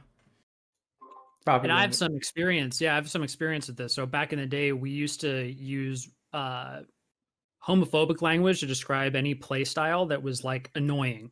And we used to use the word rape to talk about like domination, if you would really destroy somebody. And that was really widespread, I don't know, 10 years ago. And it took time to switch that. And, my wife helped me understand why those things were not good. So I literally didn't know. I was ignorant to it. But once I knew, I had this very experience of saying like, hey, don't say rape like that. And people would be like, they would talk shit about me.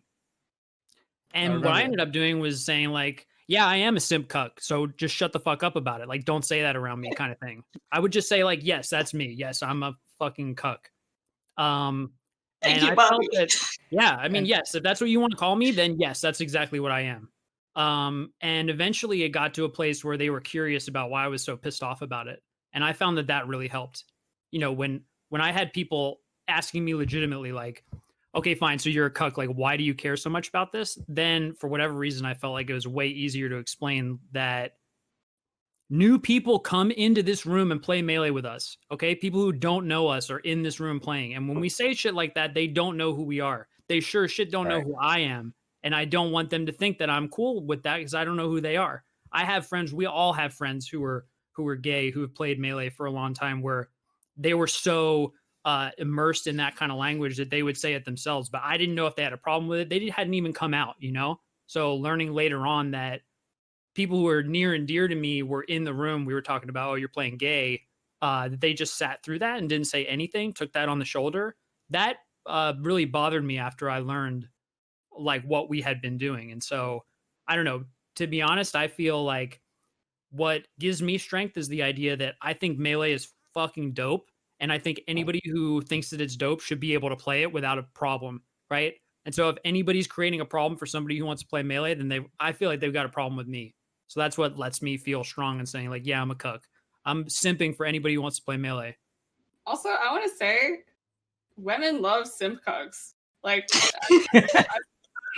That's not why. It's not part of my motivation, but like, that's cool. The term simp has gone so warped that like I like saw some shit on like, okay, I don't know, I don't follow the mainstream internet that much, but I saw like iDubbbz or whatever and his girlfriend, like they're calling him a simp for having a girlfriend. It's like, what? He has a girlfriend and you don't. It's like, if being a simp cuck gets you the girl, then I don't know what the fuck to say. But anyway, it sounds like the simp cuck is the true Chad. I think so. Like, when everything flips at a certain point, everything goes full circle. Scar was literally being the Chad. He was the dude that said, like, stop, we gotta not do this. He went against the grain. And, like, that's, like, to me, that takes more balls than, like, and it definitely does. And as soon as one thing I want to say is that I think the first follower is just as important as the leader here, because the first person to say like, hey, don't use that language around me, they're super vulnerable. But if you're in that situation and you feel any kind of way and you can back that person up who's on the right side, that goes so far. I really can't express how that changes the culture more than any one person. So there's some people who are going to take the lead and who are going to tank, but then there's other people who are, the healers behind. You got to like keep their health up because they get hit. Yeah, and I just want to mention that when a lot of these accusations came out in July, one of the things that people were called out for behavior from the past, and then one of the defenses were always, well, that's just how things were back then, right? And I think that as a community, we always need to be forward looking and thinking where you should be uncomfortable with things before it's cool to be uncomfortable with them, right? Like the way, like I always commend Scar for this because he was talking about how we shouldn't say homophobic slurs and these and words like rape that make people uncomfortable way before anyone was even thinking about that, and he got a lot of shit for it. But things don't change unless you challenge what's going on normally, and he did. So now we're at a point where I could ask someone like, "Do you think it's okay to use homophobic slurs?" And they'll just be like, "Obviously not." And we're at that point now, and we're not going to be at that point with language and behavior that makes women uncomfortable unless we challenge it before it's cool to challenge it. Right? Yes. You have to be forward thinking. You have to start challenging it now, so that a year from now, or hopefully sooner, when you say, is it okay to use the word bitch to describe women? They're going to be like, that makes no sense. That's an awful thing to do, right? So like you have to not wait for things to be okay. You have to make them not okay. Like, And you know what honestly, I'm it's saying? just Yeah. like what TK said about like, okay, it's fun to hook up with somebody, but it feels so much better, right? When people are coming to you and like you're really able to help them. I just feel like, yes, it's not fun in the beginning to challenge the status quo, but when it changes, it's really gratifying. Like I'm proud of what we were able to do. I know that we've got a lot more work to do, but like changing the language is big, and it took some time, but I'm just proud that we did it. I mean, damn, dude. I was also pretty happy that we weren't like, oh, where's the proof with all this stuff coming out? Yeah, because They could have gone that way. I don't think our specific problem is just strictly the predators that we've caught. I think it's a cultural problem that we have had in the scene, and that's like you presented the question earlier about minimizing the amount of predators that we have. I think changing the culture, which includes people in power saying this shit ain't cool, and then also the language that we use, even behind closed doors. Like you address like all these cultural things. And I think that starts to help. I think that starts to change things. You at least minimize, just like we minimize the amount of people that are hateful towards people of different sexualities and things like that. Like we can do that with the people that make women uncomfortable or assault them and are predators and things like that. Like we could change the culture and start minimizing that as well. I would hope.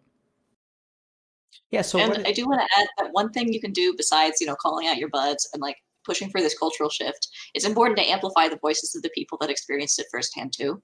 So, it's great to be able to explain, but if a girl makes a tweet about how sexism makes her feel, you don't have to explain over her. You can just retweet. And that is using your influence to elevate and amplify something that someone personally experienced. reminds me of this phrase. I don't know if you guys ever heard this before, but no snowflake feels responsible for the avalanche. I've never heard that, but I like it. Yeah. I guess so. Let me ask you guys two questions. I guess the first is, I'm personally a little bit confused about how to handle, believe women versus people who do fabricate allegations. So do you guys have any thoughts about how to manage that or what we should do? My first instance is to I'm gonna read whatever comes out.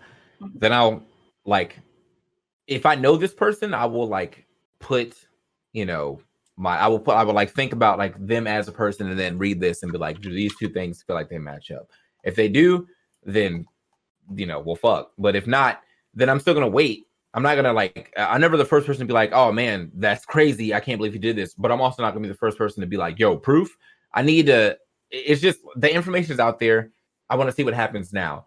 So basically, I'm just waiting to see what comes next. So if this person goes silent for 4 days, I'm more inclined to believe that whatever was written is true. But if this person comes out that day and says, I have evidence or whatever that is not true, then I'm gonna wait to make my final judgment. You know what I'm saying? I'm not gonna call anyone a liar. I'm not gonna tell it take anything and just immediately believe, but I will at least try to do some like I guess some thinking on all of the information that I have before making a decision. But whoever came out first, I'm more unlikely, I'm more inclined to believe that, like, especially in this climate, that whatever is being said is most likely there's some truth behind it.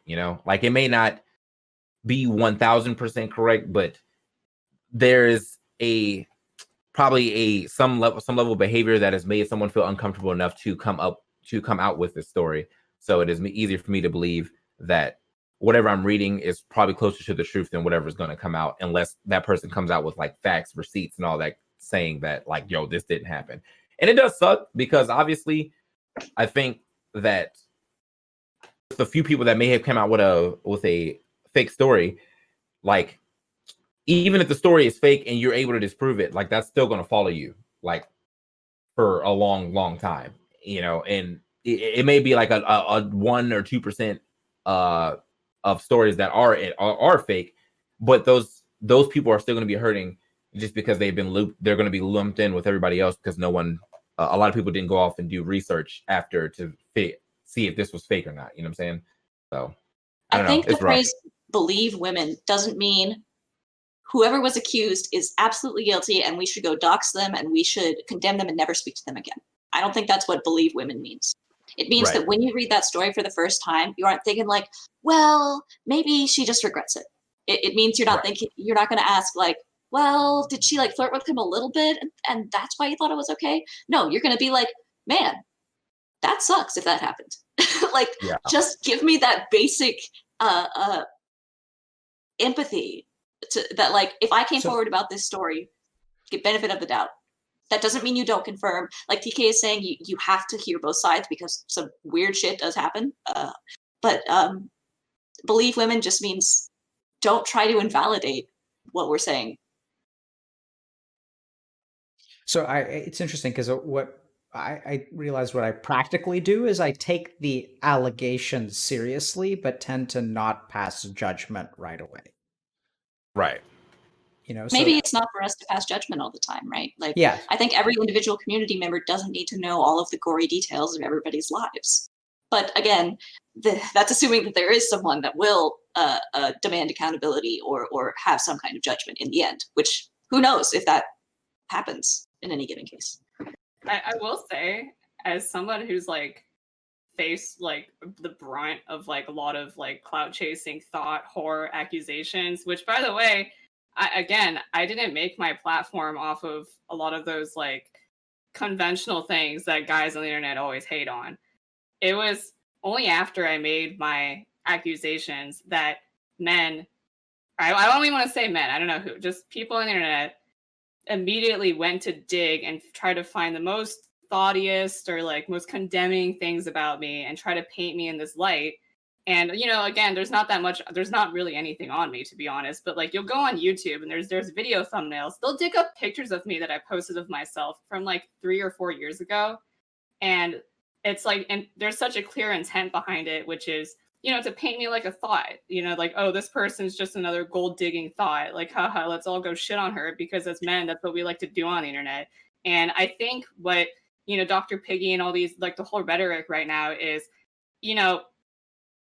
people do make up stories. I'm not going to pretend like that shit doesn't exist. But when someone comes out with something, especially like in my situation where I was putting a lot on the line, like when I called Zero out, I was like, all right, I know my story is true. I hope people back me up on it. But if this shit tanks, it's like, well, bye Smash community, And like, I mean, thankfully it didn't. But like, maybe look at these situations where like somebody's not going to come out with a story like that for no reason, especially if they have nothing to gain from it, really. Like, what do you get? Like 10 minutes of fame, especially if they come out anonymously. Like, what? They're not getting anything out of it. And like, two, like, women, they don't like DrPiggy said, when she said believe women, that doesn't mean, oh, let's just ignore critical thinking.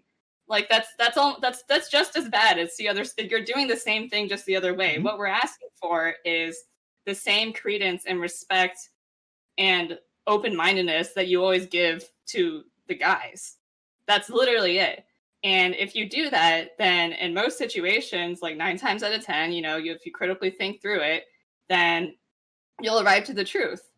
And like, I will say, like, by default, even with how, I don't like using this word, but like not conventionally I've held myself, like, or presented myself on the internet, I still felt and got a huge, like backlash from the default state of mind of men, which is just to like hate on the girl.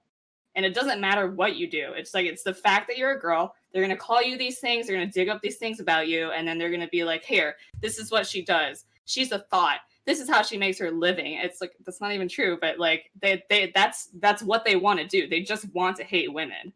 So that is the first thing that needs to be changed. And it's still something that's being fought against. But that's literally all that all the good women mean.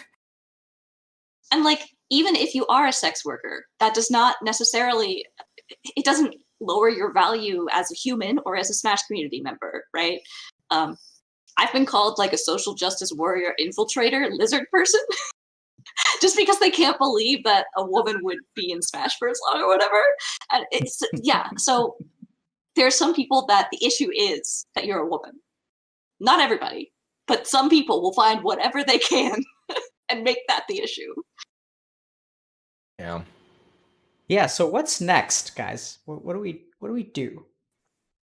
What happens Well, next? as of right now, I don't know because we're with the quarantine stuff. Like, it's just we a lot happened in a short amount of time within the Smash community to make it feel like it's not that it's dead, but it's definitely on like some type of hiatus. Now, whenever we come back, I hope that these lessons don't get lost. Like, I hope that after seeing that, literally, in like to anyone watching or whatever, to anyone who plays, to anyone who plans to go to tournaments, after seeing that literally anyone can go down, that if you have problematic behavior, that like it is something that you try to fix, not only for just the Smash community, but just in life. You know what I mean? Like, these are not just Smash community exclusive things. These are life lessons. Don't make people feel uncomfortable anywhere. If you can stop that, like if you have the power to not do that, then do that.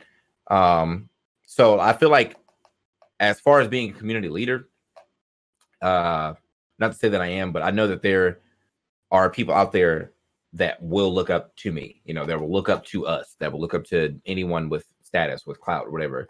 The best thing we can do is lead by example, in my opinion. I think the best thing we can do is continue to make those who make other people feel uncomfortable.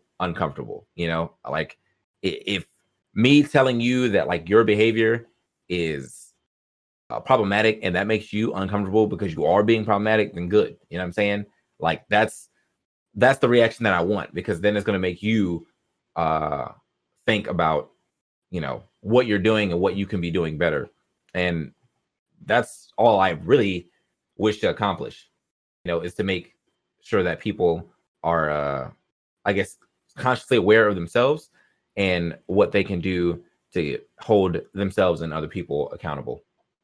Yeah, I did have like this like big panel, and one of the people that I invited was actually the TO of Genesis.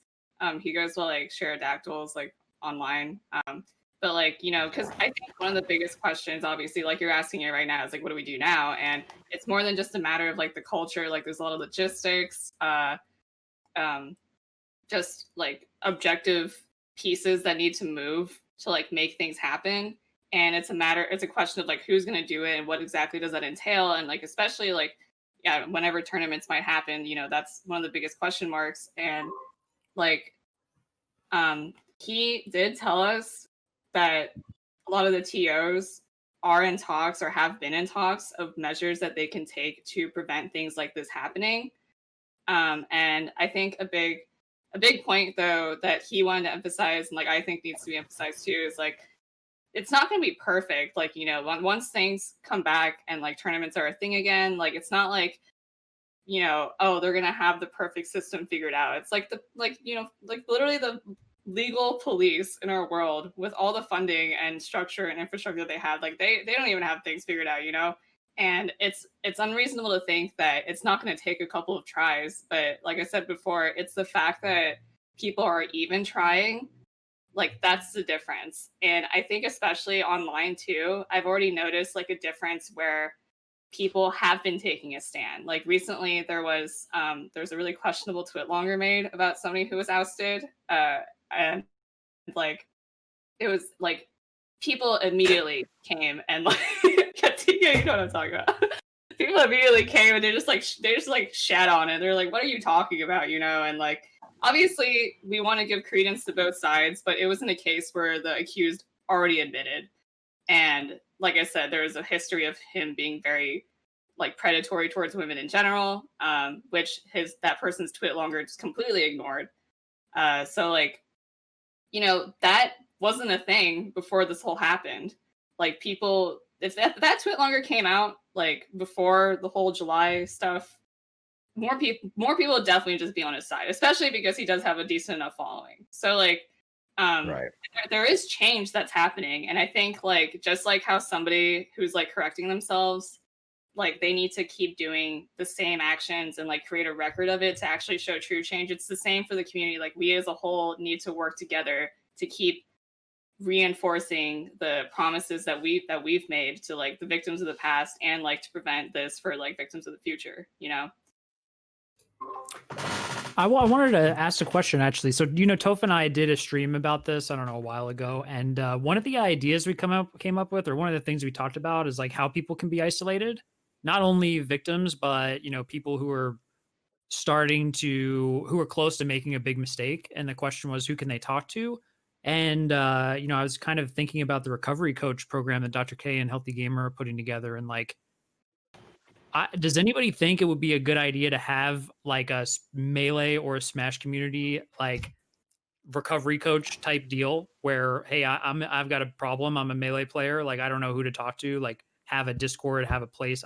Dr. K, I don't know how recovery coach programs and the rollout's going, but it just seems to me that having people more connected to each other and being able to talk to somebody, and it's not somebody who's a lawyer who's going to charge you money, or, you know, a psychiatrist who might not actually help in any meaningful way, but just somebody you could talk to. I mean, I didn't mean it that way. I thought it was funny. Respect for the craft. Respect for the craft. I'm not offended. Okay. I'm laughing because I yeah, agree with you. Somebody in the community to help connect people, so that, because for me, I never hear about this shit till it's way too late. I don't know, and I know that there's people who care, who feel that there's nothing they can do because it's always too late. And I've just been thinking about like, how do we get the information to flow? The information flow seems to be a big problem in my mind, that people could have problems and they just can't get it out there. Go ahead, Jisu. Oh, I was just thinking about it. Like, okay. I want to think a little bit more before I say anything else. But I feel like, I don't know, I feel like DrPiggy is already kind of working on that, and along with some other people. I don't know if that's true or not. Generally speaking, when Dr. K asked, like, what do we do next? That's really hard for me to answer because I've been the backbone of a lot of the code of conduct initiatives, and I'm getting burnt out, guys.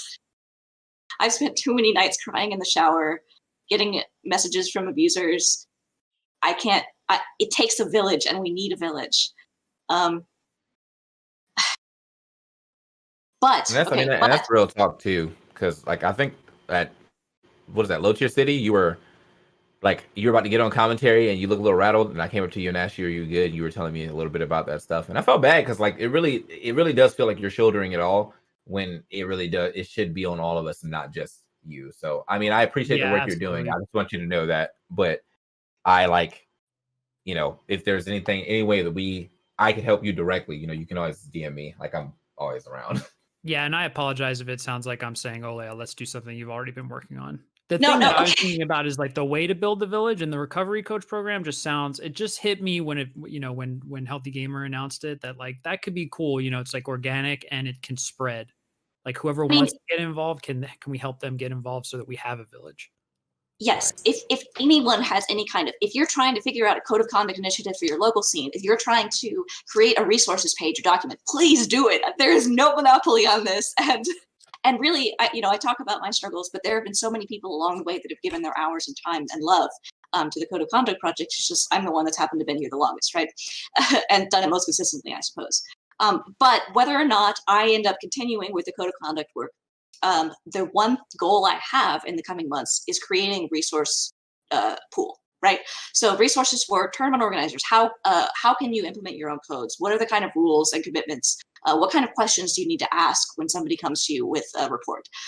Creating resources for victims. So like, how can I see a therapist? Or like, what's my likelihood of being able to sue this person? Or like, how can I talk to somebody? Having resources for accused people, like how to write an apology, or even things like, therapy for themselves. Like, there are so many things that just weren't talked about in the Smash community that if that information and education were out there, I think it would do a lot of good.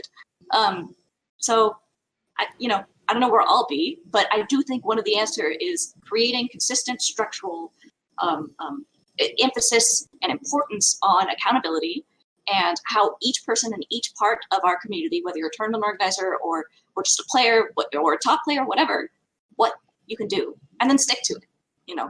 Throughout my work, there's been a lot of people that have ideas. They have big dreams and big ideas of what to do, but the follow through is what really makes people, it's effective and makes somebody an amazing person in my eyes, is when you follow through on those things, right? Like all this July stuff that happened, the people that are still out there working, God, you're my heroes. You're the ones that should be elevated. Not just because you're good at a game, but because you committed to protecting people and then you did it. Like, that's so powerful. Wait, I have a question. Mm-hmm. For like, okay, wait, doesn't Melee have like, so I don't follow Ultimate that well. I'm like more like Melee, but like, doesn't it have like that like tournament legalization like squad? Like, I remember like when UCF and like. You talk about like the 5 and the 25?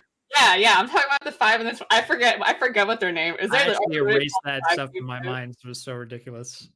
Okay, so like I was gonna say like there is some kind of structure going on, whether it's just like literally Facebook messages or whatever. But like I feel like just a tangible solution would be like because the scene, they attack like tournament legal issues so vehemently. They'll be like, yo, Pokemon Stadium, and then everyone's like, oh, like they have their pitchforks up. They're like, I'm so passionate about this, and like I feel like instead of like having like these like the Code of Conduct or like the 525, I don't know what it is nowadays. It's always changing, but like if it could all somehow just like come together, because there is a panel of people who do these things and make decisions. It's just that it needs like these like sexual allegation and like social issues need to be brought up on the same pedestal as like, oh, how many times can Mewtwo grab the ledge? Like that's just like, it's like why are we spending like 20 fucking years like discussing like that shit instead of like, oh, is it bad if we give alcohol to a 15-year-old? It's like the Code of Conduct actually did come out of the 5. Emily's son, Emily Waves, she was like, hey, y'all, why don't we deal with this issue of harassment? And they're like, we don't think that's our specialty. You should make a group. So that's when the harassment task force was formed. And then we changed our name to Code of Conduct. So originally this was part of some like bigger initiative. And I am in chats with like the 5 or whatever. But I think they kind of had the same problem that I've been describing, in that the consistency and the follow through of like creating a rule set or a ban recommendation or whatever isn't always there. So I'm going to take a stab at Bobby's question. So like, can coaching help? So like, I think that the interesting thing is that, with a lot of the Me Too movement, let me just take a step back. So I'm going to say some things that I think could be a little bit controversial. And so if you guys have any questions or you feel like it's out of line, like, please let me know. So honestly, the way that I think about this is like lung cancer. So if we start with sort of the idea, like if we think about medicine, right? So you have a patient who has lung cancer and like, that's really bad. And then you have this entire branch of oncology, which is like, okay, like chemotherapy and radiation and all this kind of stuff, like a lot of intensive medicine, just a really bad situation that's just like ugly. And when I think about these predators as you guys are describing them, I sort of think about lung cancer. And that in and of itself is sort of like maybe a judgmental image, maybe fair, maybe unfair, depending on who you are, what you believe, whatever. But the real interesting thing is, like, do you guys know how we really improved lung cancer outcomes, at least in the United States? I did not. What are you guys like? So lung cancer used to be a way worse problem 60 years ago than it is now. Smoking. Absolutely. So here's the really, really crazy thought, which I think a lot of people don't really think about. And I think if we really tunnel down, Hug sort of mentioned this, right? Is like, we have this idea, like, there are these people out there and we like label them as predators. This person is a predator. It's the way that we define them. It's kind of like this war against like the good people and the bad people. And Hugs, when he sort of like realized, oh my God, like this is a person that I thought was in the good camp, and now he's in the bad camp. And then in a bizarre way, like TK actually kind of touched us on this too, because he used to be thirsty. And then something happened and he grew up, as he calls it. So here's the way that I think about it. I think that there are 1,000 or 10,000 or 100,000 people who could grow up to be predators. And for me, it started with the question, like, when was this predator born? Like this guy who did whatever he did to Jisu or did whatever they did to you, Piggy. Like, when did this person become a predator? Because like you guys said, it's kind of like there's this long, like, not crossing the line, not crossing the line, not crossing the line, and then they cross the line. Right? Were they a predator at that point? Or were they like a predator before? Was he a predator the first time he like walked up to Jisu and said, hey, what's going on? When is a predator born? Because I think it's kind of... Okay, first of all... Yeah. I really want to vehemently disagree with the idea that somebody's a predator or not a predator. So, somebody's what? Somebody is binarily a predator or not a predator. Yeah, I know. That's the point I'm making. Oh, okay, because you're saying that, like, yep. we put these people into buckets, but that's not it at all. Well, that's how we talk about them, right? So you guys have used the word predator throughout this entire discussion. You've talked about people in a very judgmental manner because, I mean, like, that's the language. We call these people predator. Actions.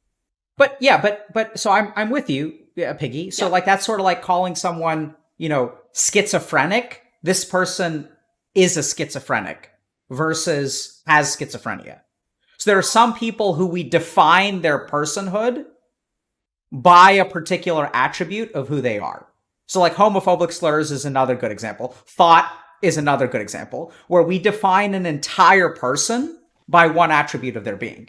And one place where I see very few people, everyone's against using, the word thought or bitch or homophobic slur. But when it comes to defining a predator as a predator, everyone's on board. You're in the minority, Piggy. Because most people are okay with tarring and feathering sexual predators, which I'm not saying is, I think it's reasonable in a lot of ways. But I think the issue about how to solve this and where the coaching program comes in is because I think that, like, I certainly had a lot of feelings that I think like align with being an incel when I was growing up. Like a lot of young male gamers do. We were socially awkward, couldn't get girlfriends, sexually frustrated. And then like some of us grow up and I think some of us don't. And so what I'm really curious about is like that fork in the road. Like what's the smoking in our society that leads to the lung cancer? And so we talk about cultural change, right? But I think that like in my mind, there's a 17-year-old kid out there right now who could one day turn into a sexual predator. And hey, I don't want to interrupt, but like when I've thought about this, hey man, the people who are doing, like, they got into the community young. So you've got young men who do not have a lot of interaction with women, where they are fucking famous and there is booze around, and like, you know what I mean? This is a bad environment. Do you know what I'm saying? Like the environment is going to bring that out of people who wouldn't, I feel, otherwise do it if it wasn't so high risk. Yeah. So I think the tricky thing. Sorry, Piggy, go ahead. The way I think about this is I think something similar to you. Imagine a normal distribution of L-shaped curve, right? And there's right down the middle a line that we draw, the average, right? And if you're above that line, you're a predator. If you're below that line, you're not, right? And maybe you have an entitlement issue where you think people owe you, and maybe that puts you 10% higher. Or maybe your mom was sexually assaulted when she was young, and that's what that puts you 5% lower, right? But like, what are the big like 20% chunks that would put you over the edge, right? Because we can say culture, who our best friend is, maybe that's 2%. Personal responsibility should be like a 30% or something like that. But like, there are risk factors, just like lung cancer, that additively or subtractively end up with the binary result of does something that hurts other people or doesn't, right? And I think we can go even further and say like, well, if you're in the upper 80%, at that point, that's when you're intending to hurt people, not just on accident. And so how does somebody get from doing it and not realizing the hurt they're causing to like knowing and doing it anyway? So there's so many underlying factors, but I think it is important for us to say like, okay, so what are the biggest ones? Yeah, so I think this is where kind of Bobby's question was about the coaching program. So in my experience, so I tend to work on an individual level, right? So that's what my day job is. So I take someone with, let's say, an addiction, and they have like all kinds of stuff like abuse growing up, family history of addiction, whatever, like, struggling financially, whatever. And so you ultimately end up with kind of a unit. The short answer is that I do think, Bobby, that the coaching program can help, and that's why we started it. Because I think at the end of the day, just like Piggy is saying, there are 1,000 different factors. I think you guys we're talking about a couple of them are like no-brainers to me. So one thing, for example, that I noticed, just like the epidemiologist in me, noticed that like 90% of these stories involve drinking, and usually a lot of it. Right? So it like a lot of it is like after parties with like, I think the Smash community is in a sense a little bit of an outlier, because I think there's way more underage people. But if you look at like the Dota community, like I don't think there are a bunch of 15-year-olds at after parties. It's like mostly people over the age of 18. But there's also just there's a lot of alcohol. And that kind of comes from the cultural conception that an after party needs to have alcohol, which is like a really deep-rooted thing. The short answer, Bob. Yeah, sorry, let me just finish up, if that's okay. Yeah. So the short answer is that I do think we can help. And like, this is what we see. So what we see is that when we sort of like open our doors and try to be non-judgmental, we do deal with a lot of people who are like incels. So we just tossed around the idea recently of starting like an incel group, because we've tried to get what I call a true incel on stream, because it's my hypothesis that an incel is like, it's like a mode that emerges when you're in a particular environment. And when you actually sit down and you talk to these people, you find that they're like pretty normal people that just have internal struggles, that then they find this echo chamber that kind of like fans a particular kind of flame and like changes the way they think. And then they sort of like turn into this like werewolf, which is like a normal human by day. And like, if you can get them one-on-one and actually talk to them, you can really start to make a pretty big impact, like relatively easily.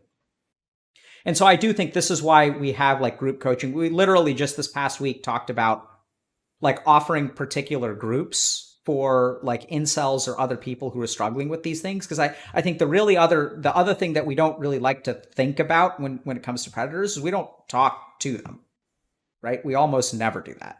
Because I suspect that a lot of these people who get out of line actually do so not out of a predatory instinct, but out of a positive emotion. I think that some of these people are so infatuated or so in love or so entitled that they think it's okay. Like most human beings, in my experience, when they commit a sin, they don't do it knowing it's a sin. They do it thinking that they're justified. And they think that there's something going on where they're like, like someone who's unfaithful to their partner justifies it because their partner didn't pay enough attention to them. It's very what we call egocentric. They don't view what they're doing as predatory behavior because they feel a particular way about it. And this is where we kind of go back to what Hugs was saying earlier about like, you have to learn how to step out of your own shoes. And just because you don't think it's a problem doesn't mean it isn't a problem. And my end sort of conclusion is that I think we need to like start early. I think we need to work with a lot of people, probably on an individual or group level. And I think it's awesome that we have these large scale like code of conduct kind of measures. But I do think that at some point, what we really need to do, we're almost at a phase where we're like, 50 years ago, addiction was considered a moral problem. and is like now like more of a disease. And working with people, like I'm an addiction psychiatrist in my day job, I think sometimes it is a moral problem. Like sometimes human beings like they just act in a very like nasty way, not because of their addiction. Like you can be an addict and be an asshole too. And I think sometimes like now it's gotten over medicalized to the point where like people use their addiction as an excuse. Where I think sometimes like, it's a medical problem, absolutely. But sometimes sort of like people turn it, like use that as an excuse, which is really bizarre. And I think what we've really got to do is like dig into, why do people do these kinds of things? Like, how do we understand that? And how do we alter that course? How do we get these people when they're 16, 17, 18 in terms of like role models, right? Because if TK says, hey man, like don't use that kind of language, they'll change. Like that's one way to do it. But I do think that a lot of individual work can go a very long way in terms of like, if you take this person like an incel, if you can help them find confidence, the incel behavior just withers away. Incel behavior, and in my experience, a lot of toxic behavior is nourished by like negative emotion. It's nourished by feelings of like shame. Like, why do they call you thoughts? Why do they have to refer to women as bitches? It's because it like protects them in some way. Because if I dehumanize this person, then like I don't have to feel like judged by them. There's a lot of like weird, complicated psychology that goes into it, but the short answer is yes. And I say that with caution because the last thing that I want to do is bombard our coaches with a bunch of would-be sexual predators. But at the same time, I think that you guys do what y'all are going to do. Healthy Gamer is going to do what we're going to do, which is we're going to try to get into the heart of it and talk to people who struggle and try to help them see that there's a different way to go about doing it. Right, that the toxic feelings that you have towards people are ultimately like stem. It's my experience that incels, for example, it comes from hurt. Like they like got hurt by a woman and then they like rage at them. It's like and like once you unpack that hurt, then like the toxicity will go away. I'm not excusing the toxicity in any way, shape, or form. I'm just saying that there, you can sort of do structural things and then you can also get to the individual person and try to help them understand, hey man, like sure, you're behaving like an asshole and you should stop, but I think it's also important to understand why are you behaving like an asshole in the first place? Like, where does that come from? Because once you understand where the asshole inside you comes from, then you can really start to change it. Spoken like a true clinician. Thoughts? I have to say, well, okay, I don't know what everyone else is thinking, but like, I've actually thought about this a lot. Obviously having gone through it and like, I do want to empathize with the other side as much as possible because you have to be objective. Like, and I do like to think about an individual and like where they came from and like the psychology of like why they do things.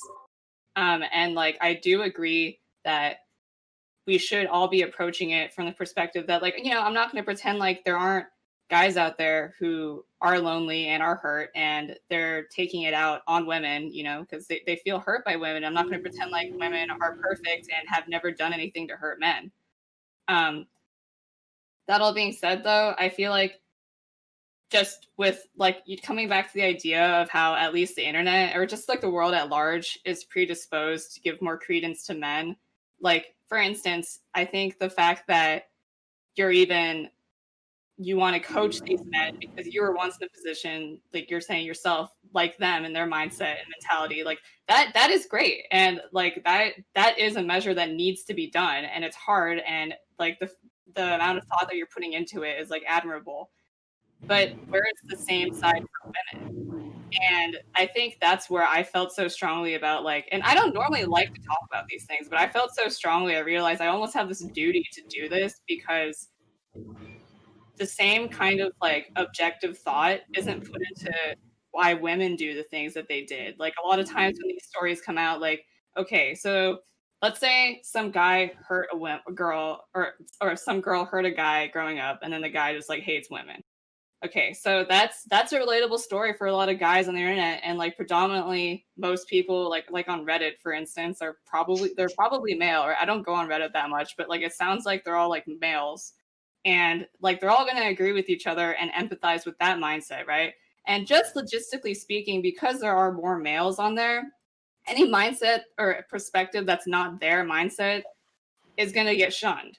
And I think that's kind of, I don't have a problem with like giving credence to the idea like, oh, we need to speak to predators, or like, I don't even like using the word predators because again, I don't think it's binary either. I think that people do things, people grow up and turn out to be one way or another for a variety of reasons. And like, I do agree that every person has their story and the reason why they do stuff. But that being said, there is a disparity for how women are viewed and how their outlooks and perspectives are treated. And like, you can't say that there's the same kind of like, I don't know. Yeah, like there's not the same level of empathy given. And I have to say, I think it's because the internet is predisposed to mostly just be of like a male mindset. And like, I think at least in the case where like in the Smash community, and you'll see this at the world at large too. Like, do you think Epstein didn't know what he was doing? Do you think these people, like, you know, you said that, oh, this person, maybe they weren't aware. I think that's true for the average person. I think that's true for most people. Like the bell curve for like people who do bad things is like the majority of them. Like, yeah, they're not aware. And as soon as you coach them or really teach them, like what their actions mean, they'll get it. But there are the outliers, and these are typically the people who, once they get in power, they abuse it, you know, because they're waiting in society to finally have their chance to abuse their power and get away with it, you know. And that's kind of what we saw in Smash, because like I said, once they were held accountable, they ran away from it. And like, I think setting the example is also so important, because like in the real world, a lot of guys get away with stuff just because they're not penalized for it. Like, who's that one guy, that Brock dude who like literally like Brock Turner.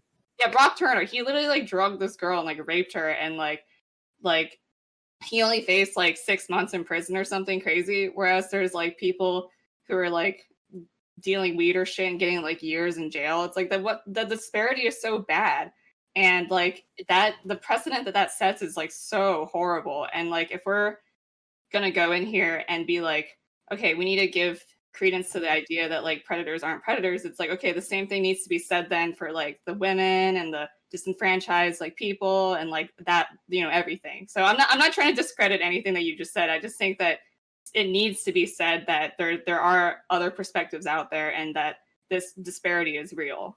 Yeah, absolutely. Like the idea of a perfect victim, the fact that the woman had to do X, Y, and Z for us to support or believe her. Like that's what I wish people understood. It's like, there is no such thing as a perfect victim.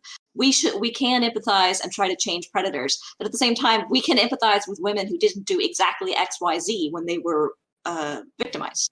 Like, so let me just, I feel like I want to respond to that. Is that okay, Jisu? Yeah. So it's a great point, right? So the first thing that I have to understand is that like when I speak, I'm coming from a male perspective, which is going to by definition have some bias, right? The second thing is, you know where I got this idea? Actually, a panel of female gamers. So like we started with women. So we started actually by like talking to women about what's your experience like being a woman in gaming? What's your experience like dealing with toxicity in video games? And then we had a second panel before we have yet to have a panel with incels. Second panel about like women sharing their experiences of like rando dudes falling in love with them over the internet. Fascinating panel, right? So I absolutely think that this is a group of people, like it's a psychological burden that the average, by average I mean male, like person on the internet has no idea that you guys just live in a different world where you can't go into a game and just use fucking voice chat because people will send you pictures of their penis afterward. It's just a completely different world.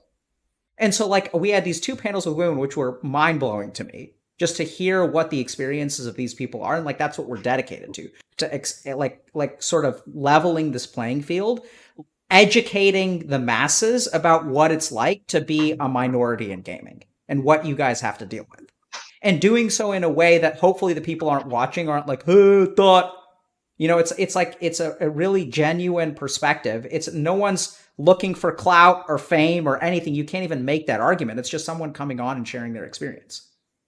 And the crazy thing is that through those two conversations, I was surprised because I asked the women, I was like, let me ask you, I use guys, so that also, like TK, I grew up with a particular, vocabulary that could be offensive.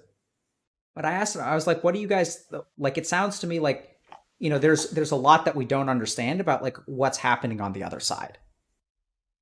And I asked them, I was like, would y'all like to see a panel of the people who do the shit to you, that like the people on the other side of the DM? Would you guys like to understand what their perspective is? I was stunned by their response, which was like overwhelmingly yes. Because I think this whole dynamic, like I think absolutely, we just need to look at the whole thing.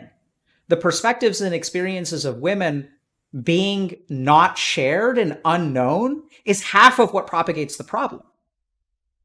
Because like the people who send you DMs, they don't conceptualize of you as a human being. That's a huge fucking problem.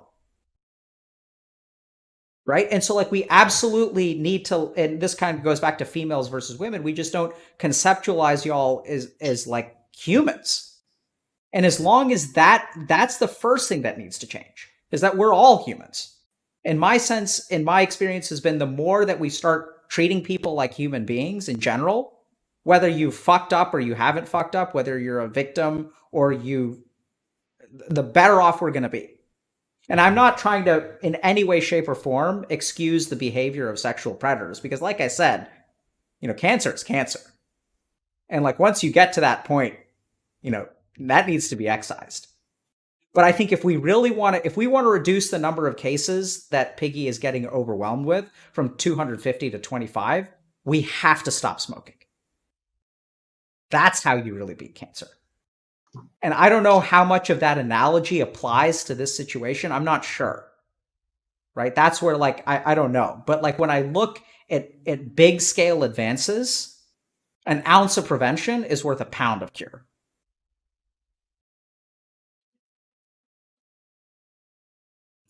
I mean, it sounds to me like part of what I'm hearing is that we want a better nuanced understanding of people who become born predators and a more nuanced understanding of people who are victims. Absolutely. Because here's starting there, because we don't know what it looks like. You don't know if you're smoking a cigarette, in this dimension, and we don't know, like, you can't see somebody and say, oh, they're smoking. But the better we understand what with nuance and empathy, what it's like to be a victim early on and what it's like to become someone with the predatory behavior, then the better we can help, the better people can self-identify. Does that sound like go ahead, Dr. K? Yeah, I mean, I was just, because I think what we need to understand is like how TK grew up. Like we absolutely need to understand the perspective of women and victims, don't get me wrong. And that's why, like, we've spent more time. I mean, I wasn't even going to say any of this until Bobby asked the question. I think the most important thing for me that come out of this discussion is for young people to be aware of what a predator looks like. That's what my emphasis was. The one goal that I wanted is like, if you're a 16-year-old gamer, male, female, whatever, what are the signs that you're being manipulated? Because that's really the most important thing. And then in terms of how coaching fits in, I think that's sort of the separate issue of like understanding, how do you grow up? Like that's what Healthy Gamer is about. We're trying to teach a generation of people like how to grow up. Like what are the challenges that we face and how do we overcome them? Grow up sounds condescending, but I think my only like observation from all of this has been like, basically, I feel the way that a lot of these people get into the position they are, how the predator is born. The answer for a lot of them is that, like, in high school or wherever their early years were, they weren't popular. You know what I'm saying? Like they didn't get, women's attention. They didn't have girlfriends or whatever. So then they end up getting popular in this realm, and it's like a new start for them. You know what I'm saying? Like they were never like those big streamers who end up having like allegations with most women because like now they're getting attention from women. Those, the big name top players, commentators who are like, also getting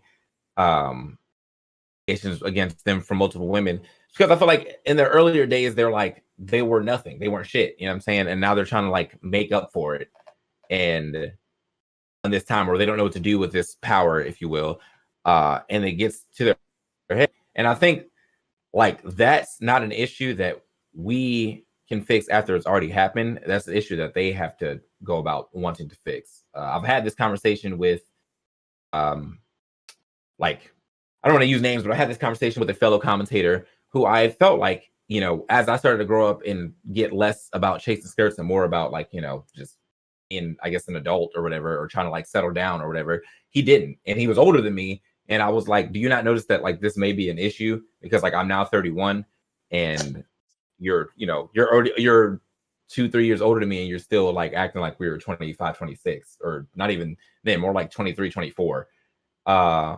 So, you know, I think that wanting to change comes from you, but if you're only changing because someone else has pointed out to you and you're changing because like, oh, I need to change to appear like I'm better, then you're not really changing. Again, like that's more so just, you know, a wolf in sheep's clothing type deal. I think genuinely wanting to change because you're realizing the error of your ways ends up coming down to the person, and I just don't know how to get them to reach that, you know, if they don't reach it on themselves. I don't know how to like egg someone on to be like, yo, bro, like this is an issue and I think this is something that you should address. Yeah, I mean, I think TK, that's a great point, and I'll give you guys the last word in a second. But I think that's exactly why, like, when people come on and share their stories, it's really easy to think that you're not doing anything wrong if the person on the other side of the table isn't a real human being, right? Okay. And like that's the toxicity of the internet. Right. Is like doesn't like they're females. That's the toxicity of human social thought. Sure. We use heuristics to judge things because it's easier and it can protect us. But in the end, those heuristics can also cause enormous pain and harm. And that's why I think like I think it's awesome that women are coming forward, because like we need to hear your perspective. Like you need to like, you know, I think it's really powerful when we see an individual as a person, it starts to break down like the conceptions. Like when you start to see the shades of gray and stuff like that. And that's why I really appreciate like Piggy and Jisu sharing their stories, because I think in this moment, you know, for people who are watching, it's hard to just call you like a female, because like you're a human being with a full array of like thoughts and emotions and feelings and experiences.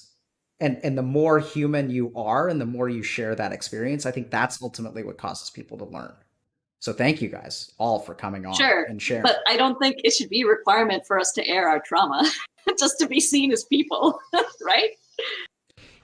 Yeah. So I don't think you have to share your trauma, but I think when any kind of authentic sharing, it just happens to be that we're talking about a traumatic experience today. But I think anytime, you're right, I don't think you should air your trauma to be seen as a human being. But I think part of what we do as an organization is we take the parts that have not been shared in the past and we try to bring them to light. Because I think personally, that's where a lot of growth is. That's how we try to fight stigma. That it's okay. Like if you're a victim, you're not a less normal human being. You're a valuable human being. You know, you should be treated with respect. That your trauma, and this is where you're right, that you shouldn't need to share trauma to become a person. In my experience, part of the reason that we try to share trauma is because some people, this is really sad, but some people who experience trauma don't feel like a human being. And when you share it, when you bring it out into the open, it like has less power over you. And I think what we saw today, like even listening to Hugs, right? Like, so, I mean, here's his experience of being betrayed by a friend. And like, that's, I think, what gets people to like look at themselves. And it comes back to TK's question of you have to want to change from the inside. And in my experience, when you show yourself, when you authentically represent yourself to the rest of the world, that's what prompts change. But yeah, it's with you guys. Anyway, closing thoughts. I've been kind of mulling over what like we can do, because I mean this is this is one of many issues I feel like the Smash community has that are now coming to light. I think that it's a good one to start with, but there's so much that we have to tackle that I feel like it's almost an impossible hill to climb. You know, like it goes further than just like the sexual assault and rape and sexual misconduct just in general, but it goes as far as to just general like bullying of people in online in chats all the time. Just people dehumanizing, I feel like, the people that they are supposed to love because they're locked behind computer screens and stuff like that. There's so many interesting dynamics that need to be fixed within the Smash community. I don't know like how we could do it, but I know that my first step is to believe that like we can promote change by being said change, by practicing what we preach, by following our own set of code of conducts, I guess, that are morally sound and things like that. I feel like in Smash community, like the celebridom of things is like really like this is a very like celebrity type community, like where people are like huge followers of top players, top commentators, and things like that. I don't really see that happen too often in other fighting games or just in games in general, outside of like maybe like League and like Overwatch, because they're like backed by the big companies. But for a grassroots game to have a multiple people over 100K followers and stuff is actually crazy to me. So with those big followings, I feel like being like leading by example and showing that like you have changed behavior, that you do not accept incel type behavior is a great thing. And that's one big avenue in a way that we can push for change in the future, in my opinion. And for me, if something I've been thinking about a lot is like, what are we explicitly preaching, you know, TK? Because like I want to believe too that we can model this good behavior and that'll catch fire and that things can get a lot better. And the more I think about it, the more I think that for me, what I want to preach and what I want to practice is that anybody who cares about the game is, you know, I'll define them as a member of the community in some capacity. And for me, I feel that people who like don't hurt other people in the community, people who care about other people being safe, like that's kind of the bar we need to hold ourselves, each and every one of us, accountable to. That's like in my mind, if we can all feel accountable for other community members having like, you know, not being in danger basically, then a lot can change. But as long as we don't feel responsible for that, you know, or that there's discussion about like, that's kind of what I would love to pull out by the root. It's kind of ask people if they care about other people having being able to play Melee safely. Because for me, I've never heard anybody say that they don't care about that. I don't think anybody can say that with a straight face, that like, oh no, I don't give a shit about other people playing the game safely. Like that's not on me. Right.